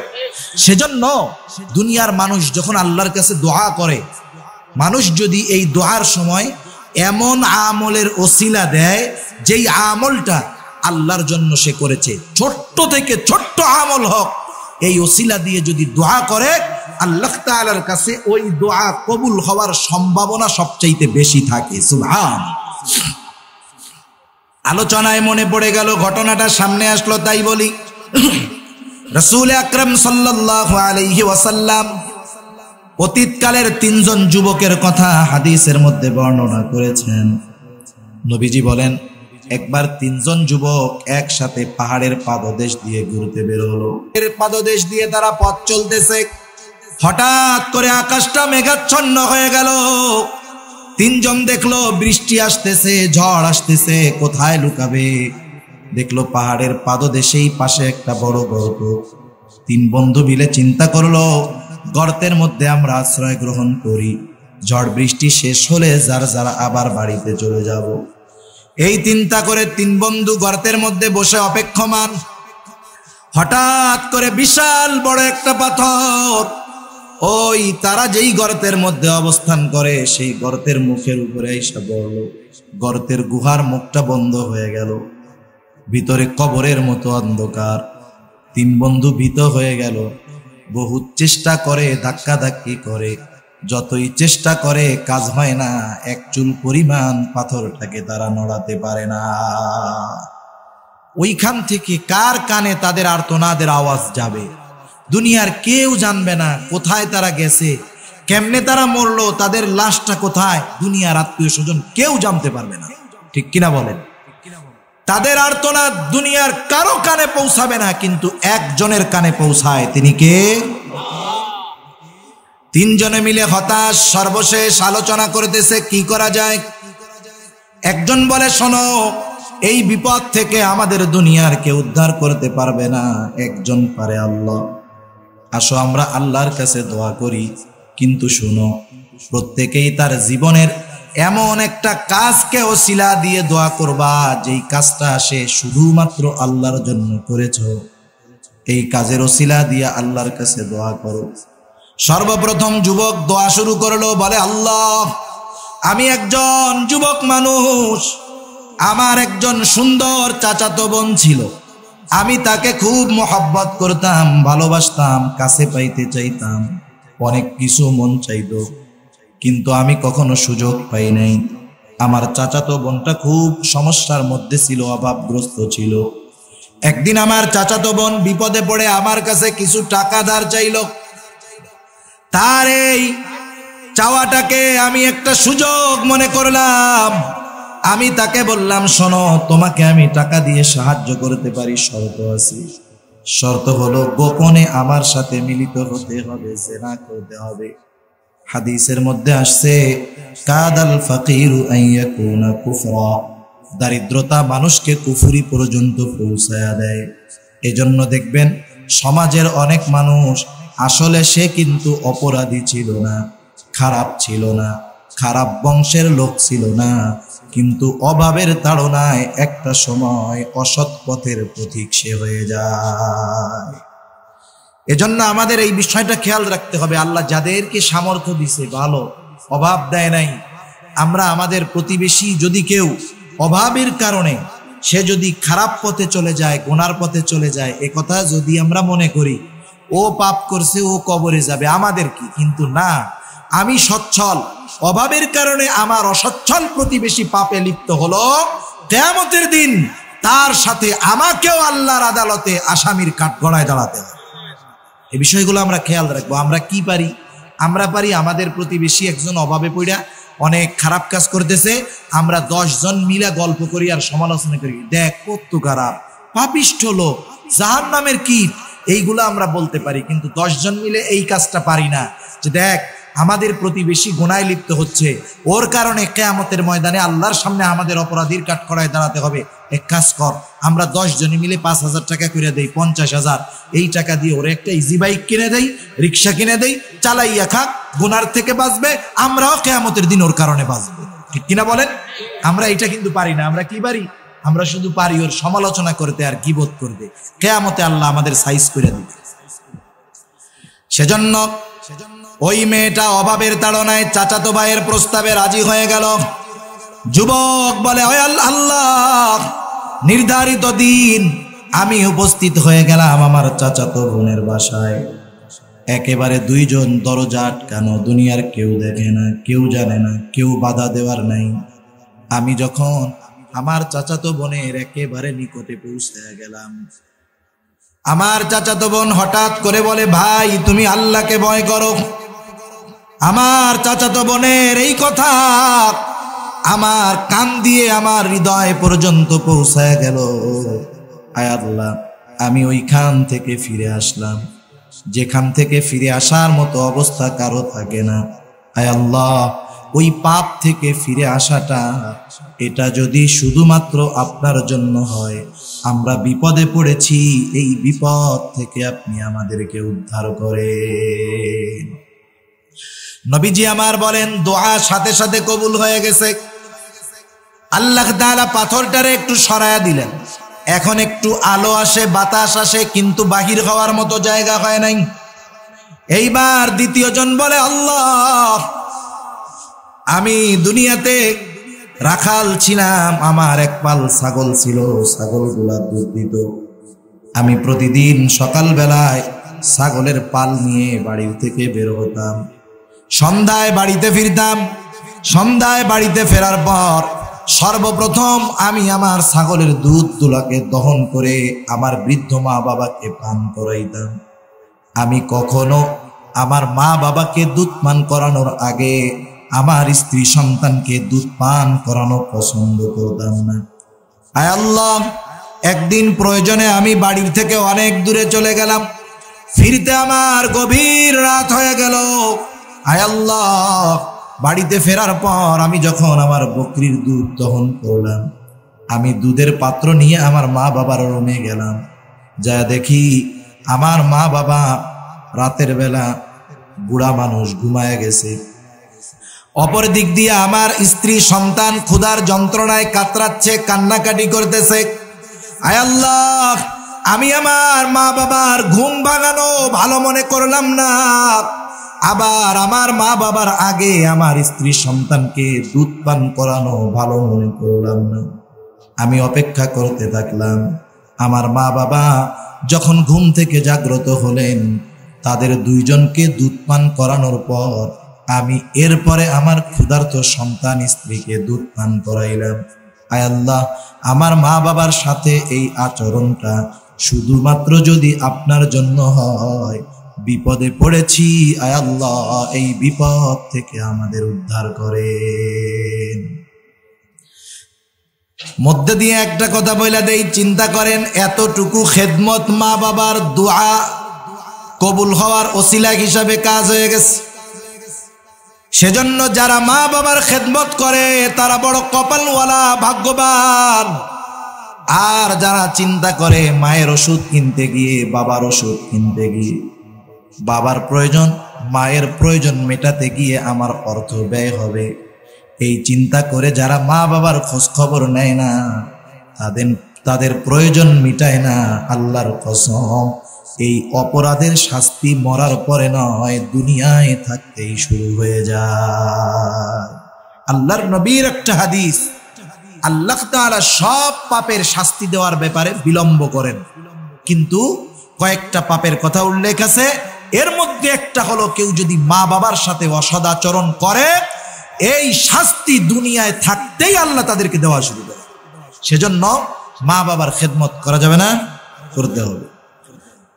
এই ওসিলা দিয়া দোয়া করলো, দোয়া কবুল হয়ে গেল। আল্লাহর নবী বলেন, পাথরটা আর একটু সরে গেল, আলো বাতাস ঢুকা শুরু হয়েছে ভালো মতো, কিন্তু বাহির হওয়ার জায়গা হয় নাই। এইবার তৃতীয় জন দোয়া করে, বলে, আল্লাহ আমি একদিন কাজ করার জন্য একটা লোকরে কামলা হিসাবে নিয়েছি, দিনমজুর হিসাবে নিয়েছি। সারাদিন আমার কাজ করার পর সন্ধ্যার সময় আমার মজুরি না নিয়ে চলে গেল। অনেক দিন যাবৎ সে আসে না, তার মজুরির টাকাটা আমার কাছে রয়ে গেছে। কি করব? একদিন চিন্তা করলাম তার এই টাকা দিয়ে একটা ছাগলের বাচ্চা কিনি। আমি তার মজুরির টাকা দিয়ে একটা ছাগল কিনলাম। একটা সময় এই ছাগলের মধ্যে বরকত হইল। দিন গেল, ছাগলের সংখ্যা বাড়তে থাকলো। এখন আমার দ্বারা এই ছাগল নিয়ন্ত্রণ করা, রক্ষণাবেক্ষণ করা কঠিন হয়ে গেল। আমি কয়েকটা ছাগল বিক্রয় করে একজন রাখাল তার ছাগলের পালের জন্য নিয়োগ দিলাম। দিন যায়, ছাগলের পাল বড় হয়, বিশাল এক পাল ছাগল হয়ে গেল। অনেক দিন পর লোকটা হঠাৎ আমার বাড়িতে এসে বলে, ভাই তোমার একদিন কাজ করে দিয়েছিলাম, মজুরিটা নিতে মনে নাই, আমার মজুরিটা দিয়ে দাও। আমি লোকটাকে রাখাল সহ ছাগলের পাল দেখায় বললাম, যাও, এই যে রাখাল সহ ছাগলের পাল, তোমার মজুরি নিয়ে যাও। লোকটা বলে, তুমি কি আমার সাথে মজা করো নাকি? আমি তোমার কাছে পাই কয় টাকা, তুমি রাখাল সহ বিশাল ছাগলের পাল দেখায় দিতেছো। এইবার আমি বললাম, ভাই শোনো, তোমার ওই টাকাটা দিয়ে আমি ছাগল কিনেছিলাম, ছাগল বেশি হওয়ায় কিছু ছাগল বিক্রয় করে রাখাল নিয়োগ দিয়েছি। এই যে রাখাল এবং ছাগলের পাল, এগুলো সব তোমার, তুমি নিয়ে যাও, কোনো অসুবিধা নেই। ওই লোকটা বলে, আল্লাহ। ওই লোকটা ছাগলের পাল রাখাল সহ নিয়ে গেল, আমাকে একটা ছাগলও দিয়ে যায় নাই। হায় আল্লাহ, ছাগল না দেওয়ার কারণে আমি তার প্রতি ন্যূনতম কোনো নাখোশ হই নাই, রাগ হই নাই। হায় আল্লাহ, আমার এই কাজটা যদি আপনার জন্য হয়, বিপদে পড়েছি, এই বিপদ থেকে আপনি আমাদের উদ্ধার করেন। রাসূল আকরাম সাল্লাল্লাহু আলাইহি ওয়াসাল্লাম বলেন, দোয়া কবুল হয়ে গেল, পাথরটা আরো সরে গেল, বের হওয়ার মতো জায়গা হয়ে গেল। বের হয়ে যার যার গন্তব্যে সে ফিরে গেল। কথাটা বলার উদ্দেশ্য, হাদিসের ঘটনাটা শোনানোর উদ্দেশ্য হলো, আমরা মনে করি নামাজ, রোজা, হজ, যাকাত, নেক কাজ, সাদাকা, গুনার কাছ থেকে ফিরে আসা, এটা মনে হয় শুধু পরকালে কাজে লাগে। না না, এই হাদিসের প্রমাণ আমাদের প্রত্যেকটা নেকের কাজ আমাদের দুনিয়ায় দোয়া কবুল হওয়ার ওসিলাও হতে পারে। সেজন্য আমরা আমলকে আমলে সালেহ বানাবো। আমল যদি আমলে সালেহ হয়, অল্প হইলেই যথেষ্ট, ঠিক কিনা বলেন? আমলকে আমলে সালেহ হিসাবে পরিণত করার জন্য কয়টা জিনিস দরকার? জোরে বলেন। চারটা। কয়টা? এক নাম্বার যেটা দরকার, সেটার নাম হলো ইখলাস। তথা আমি যেই আমলটা করব, ছোট হোক আর বড় হোক, আমার উদ্দেশ্য থাকবে দুনিয়ার মানুষ দেখুক আর না দেখুক, জানুক আর না জানুক, আমার এই কাজটা আমি করব আল্লাহ তাআলার সন্তুষ্টির জন্য। এজন্য নবীজি বলেন, আখলিস দীনাকা ইয়াকফিকাল আমালুল কালিল। তোমার ঈমান খাঁটি করো, তথা তোমার নিয়ত পরিশুদ্ধ করো, অল্প আমল নাজাতের জন্য যথেষ্ট হয়ে যাবে। এইবার দ্বিতীয় শর্ত হলো হালাল রিজিক। ইবাদত কবুল হওয়ার অন্যতম শর্ত হলো হালাল রিজিক। হারাম খোরের ইবাদত আল্লাহ কবুল করবে না। শুধু তাই না, যাদের শরীর হারাম সম্পদ, হারাম খাবার দিয়ে গঠিত, তাদের ব্যাপারে আল্লাহর নবী বলেন, লা ইয়াদখুলুল জান্নাতা জাসাদুন গুদিয়া বিল হারাম। হারাম ভক্ষণকারী শরীর জান্নাতে প্রবেশ করবে না, এটা নবীজির কথা, সহিহ হাদিস, কোনো সন্দেহ নেই। সেজন্য খাবার হারাম হয় দুই কারণে। কয় কারণে? খেয়াল দিয়ে শুনেন, ইম্পর্টেন্ট কথা এই সব, আমরা বুঝি না অনেক সময়। হারাম হয় দুই কারণে। একটা হলো সৃষ্টিগত হারাম। সৃষ্টিগত হারাম মানে শুয়ারের গোস্ত, মদ, কুকুরের গোস্ত, এগুলা হারাম সৃষ্টিগতভাবে, এগুলা কোনোদিন হালাল হবে না। আর কিছু জিনিস হলো কারণে হারাম, যেমন গরুর গোস্ত হালাল, উট হালাল, দুম্বা হালাল, ছাগল হালাল। এখন কেউ যদি এই উট, গরু, দুম্বা আল্লাহর নাম ব্যতীত আল্লাহর নামকে ছেড়ে দিয়ে ইচ্ছা করে আল্লাহর নাম বাদ দিয়ে অন্য কারো নাম নিয়ে জবাই দেয়, নিঃসন্দেহে ওই গরুর গোশত হালাল থাকবে না, হারাম হয়ে যাবে। তাহলে বোঝা গেল একটা সৃষ্টিগত হারাম, আর একটা হালাল তবে কারণে হারাম হয়। এখন আসেন, আমাদের সমাজে আমরা অনেক সময় সম্পদ দিয়ে, টাকা দিয়ে, কেউ হারাম টাকা দিয়ে হালালটা কিনে। এখন কেউ যদি হালালটা হারাম টাকা দিয়ে হালাল জিনিস কিনে, গরুর গোশত কিনে, ওই গরু ইমাম সাহেব আল্লাহর নামে জবাই দিয়েছেন, কোনো অসুবিধা নেই, হালাল গোশত। কিন্তু লোকটা এই হালাল গোশতটা কিনলো ঘুষের টাকা দিয়া, সুদের টাকা দিয়া, চুরির টাকা দিয়া, পকেট মারের টাকা দিয়া। নিঃসন্দেহে বুজুর্গানে দিন বলেন, শুয়োরের গোশত যেমন হারাম, হারাম টাকা দিয়ে হালাল খাবার কেনাটাও তেমনি হারাম। এই হালাল গরুর গোশত হারাম টাকা দিয়ে কিনে খাওয়ার কারণে যেই হুকুম, ওর শরীর জান্নাতে যাবে না, ওই শুয়োরের গোশত খাইলে সেম হুকুম। কারণ কি? কারণ সে যদিও হালালটা কিনছে, কিন্তু এটার উৎসটা হলো হারাম, মালের উৎস কি? হারাম। এজন্য এই বিষয় খেয়াল রাখতে হবে, খাবার শুধু সৃষ্টিগত হালাল হলেই হবে না, ওই হালাল খাবার কেনার জন্য হালাল টাকার বন্দোবস্ত করতে হবে। কথা বোঝা গেছে? তাহলে কি হবে? ইবাদত কবুলের দ্বিতীয় শর্ত হলো হালাল রিজক। হালাল রিজিক অন্বেষণের ব্যাপারে আল্লাহ এবং তার রাসূল উভয় গুরুত্বপূর্ণ কথা বলেছেন। কোরআনুল কারীমের সূরাতুল জুমুআ, এই সূরার মধ্যে আল্লাহ তাআলা বলেন, ফাইদা কুদিয়াতিস সালাতু ফান্তাশিরু ফিল আরদি ওয়াবতাগু মিন ফাদলিল্লাহ। আল্লাহ রাব্বুল আলামিন বলেন, ফাইদা কুদিয়াতিস সালাহ ফান্তাশিরু ফিল আরদ, তোমরা নামাজ শেষ করার পরে জমিনের মধ্যে ছড়ায় পড়ো। মুফাসসিরিনে কেরামের মধ্যে কোন কোন মুফাসসির বলেন, এখানে সালাত দ্বারা ফজরের সালাত তথা ফজরের নামাজ উদ্দেশ্য। ফজরের নামাজ শেষ কইরা ফান্তাশিরু ফিল আরদ, জমিনের মধ্যে ছড়ায় পড়বা। কেন? আল্লাহ তাআলা বলেন, ওয়াবতাগু মিন ফাদলিল্লাহ, জমিনের মধ্যে ছড়ায় পড়ো আর আমি আল্লাহর অনুগ্রহ সমূহ থেকে অনুগ্রহ অন্বেষণ করো। আর আল্লাহর অনুগ্রহ থাকে হালাল রিজিকের মধ্যে। কিসের মধ্যে? হালাল রিজিকের মধ্যে। একটা মিসাল দিলে বুঝতে সহজ হবে। মনে করেন একজন রিকশাওয়ালা সকালবেলায় ফজরের নামাজ পড়া রিকশা নিয়ে বাহির হইছে, পকেটে আছে 50 টাকা। ও যখন দুপুর বেলায় জোহরের নামাজের সময় বাসায় ফিরছে, ওর পকেটের মধ্যে 1500 টাকা, তাই না? এই 1500 টাকা কি একসাথে আল্লাহ এক জায়গায় রেখে দিয়েছে নাকি? আল্লাহ কি বলছে? ওয়াবতাগু মিন ফাদলিল্লাহ, আমি আল্লাহর অনুগ্রহ সমূহ তালাশ করো। রিকশাওয়ালা প্যাডেল ঘুরাইছে, একজনের পকেটে আল্লাহ ওর জন্য হালাল 10 টাকা রাখছে, একজনের পকেটে ওই রিকশাওয়ালার জন্য আল্লাহ হালাল 50 টাকা রাখছে। ওই 50 জনের পকেট গুছাইয়া দুপুর বেলায় পকেটের মধ্যে 1500 টাকা নিয়ে বাড়িতে ফিরছে। সুবহানাল্লাহ। এই যে টাকাটা, এটাও এই লোকের জন্য নিঃসন্দেহে হালাল। ওই টাকার মধ্যে আল্লাহ তাআলার অনুগ্রহ আছে, সেজন্য 50 জনের পকেটে আল্লাহ ছড়ায় রাখছে। ওই 50 জন রিকশায় উঠছে আর ওর রিজিক ওই মানুষের পকেট থেকে ওর পকেটে চলে আসছে। সুবহানাল্লাহ। আর আল্লাহর নবী কি বলেন?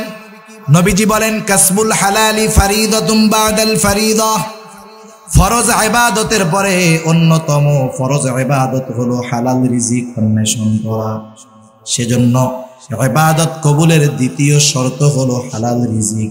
খাবারটা যেমন হালাল হতে হবে, ওই খাবার কেনার টাকাটাও অবশ্যই হালাল হতে হবে।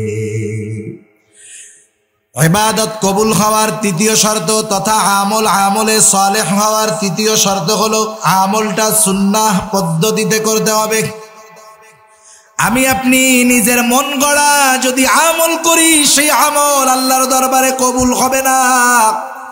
নবীজি যেভাবে আমাকে আপনাকে আমল করতে বলছে, নামাজ যেভাবে নবী পড়তে বলছে সেইভাবে পড়তে হবে, যেভাবে পর্দা করতে বলছে সেইভাবে পর্দা করতে হবে, যেভাবে আমাকে আপনাকে গোটা জিন্দেগির মধ্যে আল্লাহর নবী চলতে বলছে সেইভাবে যদি না চলি, আমার আমল আল্লাহর কাছে গ্রহণযোগ্য হবে না।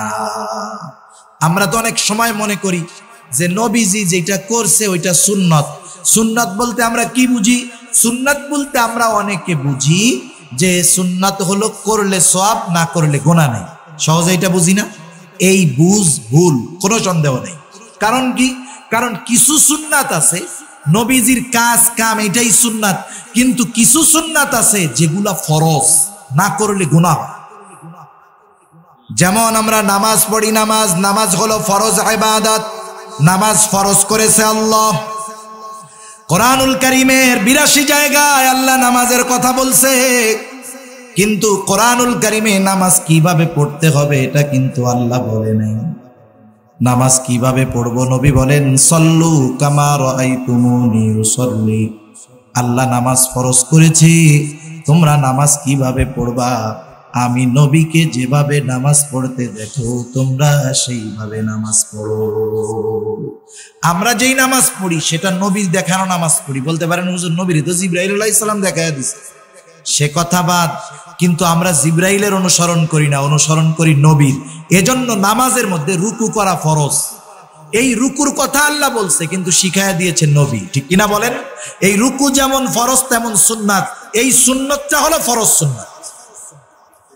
সেজন্য কিছু সুন্নাত আছে ফরজ, আবার কিছু সুন্নাত আছে ওয়াজিব। যেমন সারা দুনিয়ার মুহাক্কিক মুফতিয়ানে কেরাম একমত, যাদের দাড়ি এক মুষ্টির বেশি লম্বা হয়, যাদের হয় না তাদের ভিন্ন, কিন্তু যাদের হয় করতে দেয় না তাদের ব্যাপারে বলতেছি। সারা দুনিয়ার মুফতিয়ানে কেরাম বলেন দাড়ি কমপক্ষে যার এক মুষ্টির বেশি লম্বা হয় কমপক্ষে এক মুষ্টি রাখতে হবে। দাড়ি রাখা সুন্নাত, এক মুষ্টির বেশি রাখতে হবে। যদি কেউ না রাখে এই সুন্নাত, যদি মনে করে যে রাখলে সওয়াব না রাখলে গুনাহ নাই, তা হবে না। বরং দাড়ি রাখা এমন সুন্নাত, ওয়াজিব সুন্নাত, এক মুষ্টি কমপক্ষে রাখতে হবে, নাইলে ওয়াজিব তরকের গুনাহ সব সময় হবে। আল্লাহ যাদের নাই তাদের রাখার তৌফিক দিক। জোরে বলি আমিন, আরো জোরে বলি আমিন। আসলে মুসলমান যারা, মুমিন যারা, কার মনের মধ্যে ঈমান আছে, অন্তরে ঈমান আছে, বোঝা যায় তখন যখন সে কোনো নেকের কাজ করতে পারে না, কিন্তু নেকের কাজের ব্যাপারে তার কি লাগে? আফসোস লাগে, হায় রে আমি যদি করতে পারতাম।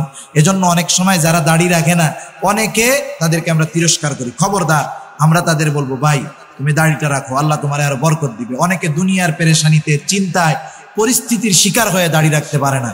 আমরা তাদের অনুগ্রহ করব, কখনো তাদেরকে কথার দ্বারা ছোট করব না। কথা বোঝা গেছে? এরপরে আসেন, কিছু সুন্নাত আছে আমল করলে সওয়াব, না করলে গুনাহ নাই। আবার কিছু সুন্নাত আছে এমন যেটা দুনিয়ার কাজের সাথে লাগা দিলে ওই দুনিয়ার কাজটাও আল্লাহর দরবারে আমল বলে গৃহীত হয়ে যায়। যেমন বাথরুমে যাওয়া, ইস্তেঞ্জা করা, প্রস্রাব পায়খানা করা, এটা দৈনন্দিন সবাই করি। সবাই করি না? সব ধর্মের লোক করে, মুসলমানও করে, হিন্দু বৌদ্ধ খ্রিস্টান সবাই করে। এখন যদি কেউ এক সপ্তাহে একবারও পায়খানা না করে, তার মনে হয় সগীরা কবিরা গুনাহ হবে? হবে? যদি ডেলি 10 বার করে একটা সওয়াব হবে। বোঝা গেল এই কাজ করলেও সওয়াব নাই, বেশি করলেও সওয়াব নাই, না করলে সওয়াবও নাই, গুনাহও নাই। কিন্তু কেউ যদি এই বাথরুম করতে যাওয়ার সময় শুধু নিয়ত আর পদ্ধতিটাকে পরিবর্তন করে, ইবাদত হয়ে যাবে।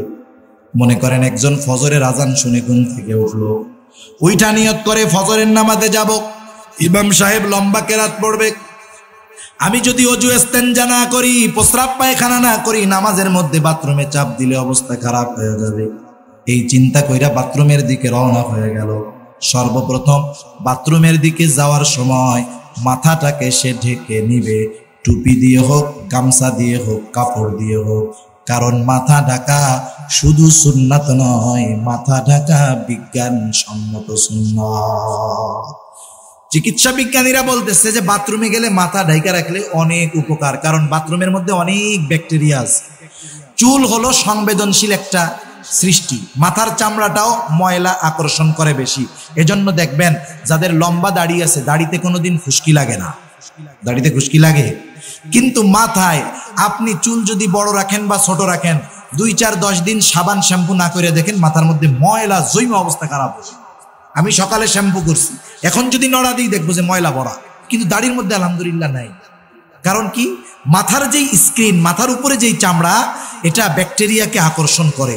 আর মাথা যখন ঢাকা থাকে, ওই ব্যাকটেরিয়া মাথার আকর্ষণ পায় না, মাথার মধ্যে আসে না। আর যদি মাথা না ঢাইকা বাথরুমে যায়, আস্তে আস্তে ব্যাকটেরিয়ার আক্রমণে ওই মাথার মধ্যে ময়লা হয়, খুশকি হয়, ঘা হয়ে যায়, বিভিন্ন রকমের সমস্যা হয়, চুল পড়ে যায়, এরকম অনেক সমস্যা হয়। এজন্য বিজ্ঞানীরা কয়েক বছর আগে বলতেছে বাথরুমে গেলে মাথা ঢাকবেন, আর নবীজি 1500 বছর আগে বলছে মাথা ঢাইকা বাথরুমে যাবা, এটা আমার সুন্নাত। এরপরে বাথরুমে ঢোকার আগে দোয়া পড়বে, বাম পা দিয়া ঢুকবে। বাথরুমে ঢোকার পরে যতটুকু কাপড় ওঠানোর দরকার ততটুকু উঠাবে। এরপরে বাথরুম হাজত শেষে টিস্যু পেপার ঢিলা যা ব্যবহার করে করবে। এরপরে পানি দিয়ে ভালো মতো পরিষ্কার হবে। এরপরে ডান পা দিয়ে বের হবে। বের হওয়ার পরে দোয়া পড়বে, ওযু করবে। এই যে বাথরুমে গেল, দুনিয়ার সাধারণ একটা কাজ শুধুমাত্র নিয়ত এবং সুন্নাত পদ্ধতিতে করার কারণে আমল নামায় এই বাথরুম করাটাও ইবাদত বলে যোগ হয়ে যাবে। আমল সহজ, খানার সময় সুন্নাত আছে না নাই? সুন্নাতগুলা অনুসরণ করলেই খাওয়াটা ইবাদত হয়ে যাবে। রাস্তায় চলার সুন্নাত আছে, শুধু নিয়ত করব রাস্তার ডান পাশ দিয়ে হাঁটতেছি, এটা নবীজির সুন্নাত। আল্লাহর কসম, এই হাঁটাটা ইবাদত হয়ে যাবে। দুনিয়ার প্রত্যেকটা কাজ এর সাথে যদি সুন্নাত লাগায় দেওয়া হয়, ওই দুনিয়ার সাধারণ কাজটাও ইবাদত বলে গণ্য হয়ে যায়। তাহলে আমলে সালেহ হওয়ার জন্য তৃতীয় শর্ত হলো রাসূলুল্লাহ সাল্লাল্লাহু আলাইহি ওয়াসাল্লামের পদ্ধতিতে হতে হবে। 4 নাম্বার, যেই আমল মানুষ করবে সেই আমলের মাসলাগুলা জাইনা নিতে হবে। যেমন একজন নামাজ পড়বে, নামাজের বাহিরে ভিতরে আছে 13 ফরজ, 14টা আছে ওয়াজিব। ফরজ ছুটে গেলে নামাজ বাতিল, ওয়াজিব ছুটে গেলে সৌসিজদা দিলে হবে। এখন বলেন, যেই লোকটা নামাজের ফরজগুলা জানে না, নামাজের মধ্যে যদি তার কোনো ফরজ ছুটে যায়, তার কোনো খবর থাকবে নাকি? কত নামাজ যে ফরজ ছুটে যাইয়া বাদ হইছে ও জানেই না, ঠিক কিনা বলেন? এজন্য যেই ইবাদত করবে সেই ইবাদতের মাসলাগুলা জানবে। এজন্যই নবী বলছেন, তলাবুল ইলমি ফারিদাতুন আলা কুল্লি মুসলিম। দ্বীনি ইলম শিক্ষা করা তথা শরীয়তের উপরে পরিপূর্ণ নিজে চলতে, অধীনস্থদেরকে চালাতে যতটুকু ইলম জানার দরকার, এতটুকু ইলম প্রত্যেকটা মুসলমানের জন্য শিক্ষা করা ফরজ। কেউ যদি না শিখে, তাহলে এই ফরজ কাজ না করলে গুনাহ হয়, সেই গুনাহ তার হইতে আছে। সে নামাজের মধ্যে মাসলা মাসাইল টের পাবে না। কি করবে কাম? এক এলাকায় একজন নতুন সভাপতি হয়েছে, মসজিদের নতুন সভাপতি হয়েছে, এডামওয়ালা, বড় ব্যবসায়ী, টাকাওয়ালা। এখন তো আমরা চিন্তা করি যে মসজিদে ওই টাকাওয়ালা নামাজ পড়ে না পড়ুক, জুম্মার নামাজ পড়ুক আর না পড়ুক, ওর তো টাকা পয়সা আছে, ওর সভাপতি বানায় দে, মসজিদের কল্যাণ হবে। আমি মনে করি বেনামাজিকে যখন মসজিদের কমিটি বানানো হয়, ওই মসজিদের শান্তি শেষ। ইমামের অবস্থা খারাপ, মুসল্লিরও খারাপ। যাই হোক, এখন নতুন নতুন সভাপতি হয়েছে, মসজিদে আসার পরে উনি যদি নামাজ কালাম না পড়ে, একটা প্রেস্টিজের ব্যাপার না? উনি একদিন জুম্মার নামাজের সময় নামাজ পড়তে আসছে। সূরা কোরআনে প্রথম সূরা ফাতিহা এক হিসাবে, আর এক হিসাবে সূরা বাকারা, সর্বশেষ সূরা নাস। এটা যে নামাজ নাও পড়ে সেও জানে, ঠিক না? এখন উনি আইসা নামাজে দাঁড়াইছে, কিন্তু সভাপতি সাহেব প্রথম রাকাত পায় নাই। দ্বিতীয় রাকাতে ইমাম সাহেব সূরা নাস পড়া নামাজ শেষ করে দিল। উনি ইমামের সাথে দ্বিতীয় রাকাতে আইসা শামিল হলেন, সালাম টালাম ফিরাইয়া ইমামের নামাজ শেষ। এবার সভাপতি নামাজ থেকে দাঁড়ায় গেল, আর এক রাকাত পড়বে। এই জন্য উনি সূরা ফাতিহা পড়া চুপ করে বসে আছে। কি পড়বে উনি টেরই পাইতেছে না। মনে মনে চিন্তা করি, ইমাম সাহেব কি কাজটা করল? কাজ বাজার পায় নাই, শেষ রাকাতে সূরা নাসটা পড়ে শেষ করে দিল। এইবার হাতটা ছাইড়া ইমাম সাহেব রে ধমক একটা দিয়া বলে, ইমাম সাহেব এইরকম ইমামতি নাকি এতকাল করছেন, শেষ রাকাতে সূরা নাসটাও পড়ে ফেললেন, আমি এখন কি পড়ব? হ্যাঁ, সহজ কথা, যেখান থেকে পারে পড়লেই নামাজ হয়ে গেল, ঠিক না? কিন্তু দেখেন, এই মাসালা না জানার কারণে কি টেনশন, কি পেরেশানি, কি চিন্তা। এজন্য আমাদের জিন্দেগির আল্লাহ না করুক অনেক ইবাদত হয়তো কবুল হইতেছে না এই মাসালাগুলো না জানার কারণে। আমরা এই কাজগুলো করবো। আমাদের অনেক যুবক ভাই নামাজ পড়ে কিন্তু জানে না কি জানে না? নামাজ এখন তো প্যান্ট, আগের আমলে তো প্যান্ট নাভির উপরেই ছিল, বেল্ট দিয়া বাইন্দা রাখতো। এখন যদি কেউ নাভির উপরে প্যান্ট বেল্ট দিয়া পইরা ইন করে, সবাই দেখবে আর বলবে দেখ ওই যে বলদ যায়, দেখ দেখ দেখ। আগের আমলের লোক সতর ডাইকা প্যান্ট পরতো, তাদের বলতো বলদ। আর এখন প্যান্ট পরে কোথায়? প্যান্ট ঠেকে যাইয়া হলো এই দুই পাশে দুইটা হাড্ডি আছে, ওই জায়গায় যে প্যান্টটা কোনো মতে ঠেকে, নাভির 1 বিঘত নিচে প্যান্ট পরে, 1 বিঘত নিচে। এই ছেলে গেঞ্জি পরে, শর্ট গেঞ্জি, নামাজের মধ্যে সেজদা দিছে, সব বাইরে হয়ে গেছে, নামাজ পড়তেছে, একটা রাকাতও নামাজ কবুল হয় নাই। কারণ 3 তসবিহ না, ইমাম সাহেব তো সুবহান রাব্বিয়াল আলা পড়ে 10 বার 11 বার, 3 তসবিহ পার হইয়া 11 তসবিহ ওর সতর বাইর হয়ে আছে, নামাজ আছে না গেছে? তাহলে দেখেন, ও কিন্তু নামাজ পড়তেছে আবেগের সাথে, আল্লাহর সন্তুষ্টি নিয়েই পড়তেছে, কিন্তু এই মাসালা জানে না যে 3 তসবিহ পরিমাণ সতর বাহির থাকলে, খোলা থাকলে নামাজ বাতিল হয়ে যায়, ওর জানা নেই, অথচ নামাজ পড়তেছে, আছে না নাই? এজন্য আমরা যেই ইবাদত করব সেই ইবাদত গুলার মাসালা জানবো। এরপরে এই 4 শর্ত যখন ঠিক থাকবে, তখন আমার আমল হবে আমলে সালেহ। আল্লাহ তাআলা সেই কথাই বলেন, এই 2টা জিনিস, ইন্নাল্লাযীনা আমানু ওয়া আমিলুস সালিহাত, নিশ্চয়ই যারা ঈমান আনে এবং ঈমানটা হতে হবে শিরিক মুক্ত ঈমান।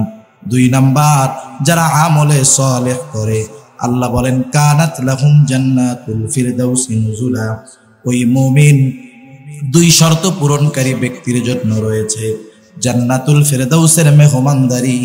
আল্লাহ জানায় দেন, ও আমার গোলাম, তুমি হবা জান্নাতুল ফিরদাউসের অনন্তকালের মেহমান, আমি আল্লাহ হয়ে যাব অনন্তকালের মেজবান।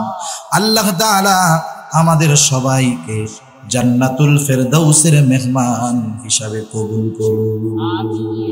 জবান খুলে বলি আমিন, আরো জোরে বলি আমিন। ওয়া আখিরু দাওয়ানা আনিল হামদুলিল্লাহি রাব্বিল আলামিন। কেউ যাবেন না, বসেন, দোয়া করে আমরা যাব, কারণ আল্লাহর নবী বলেন ইন্নামাল আমালু বিল খাওয়াতিম। অনেক মানুষ আছে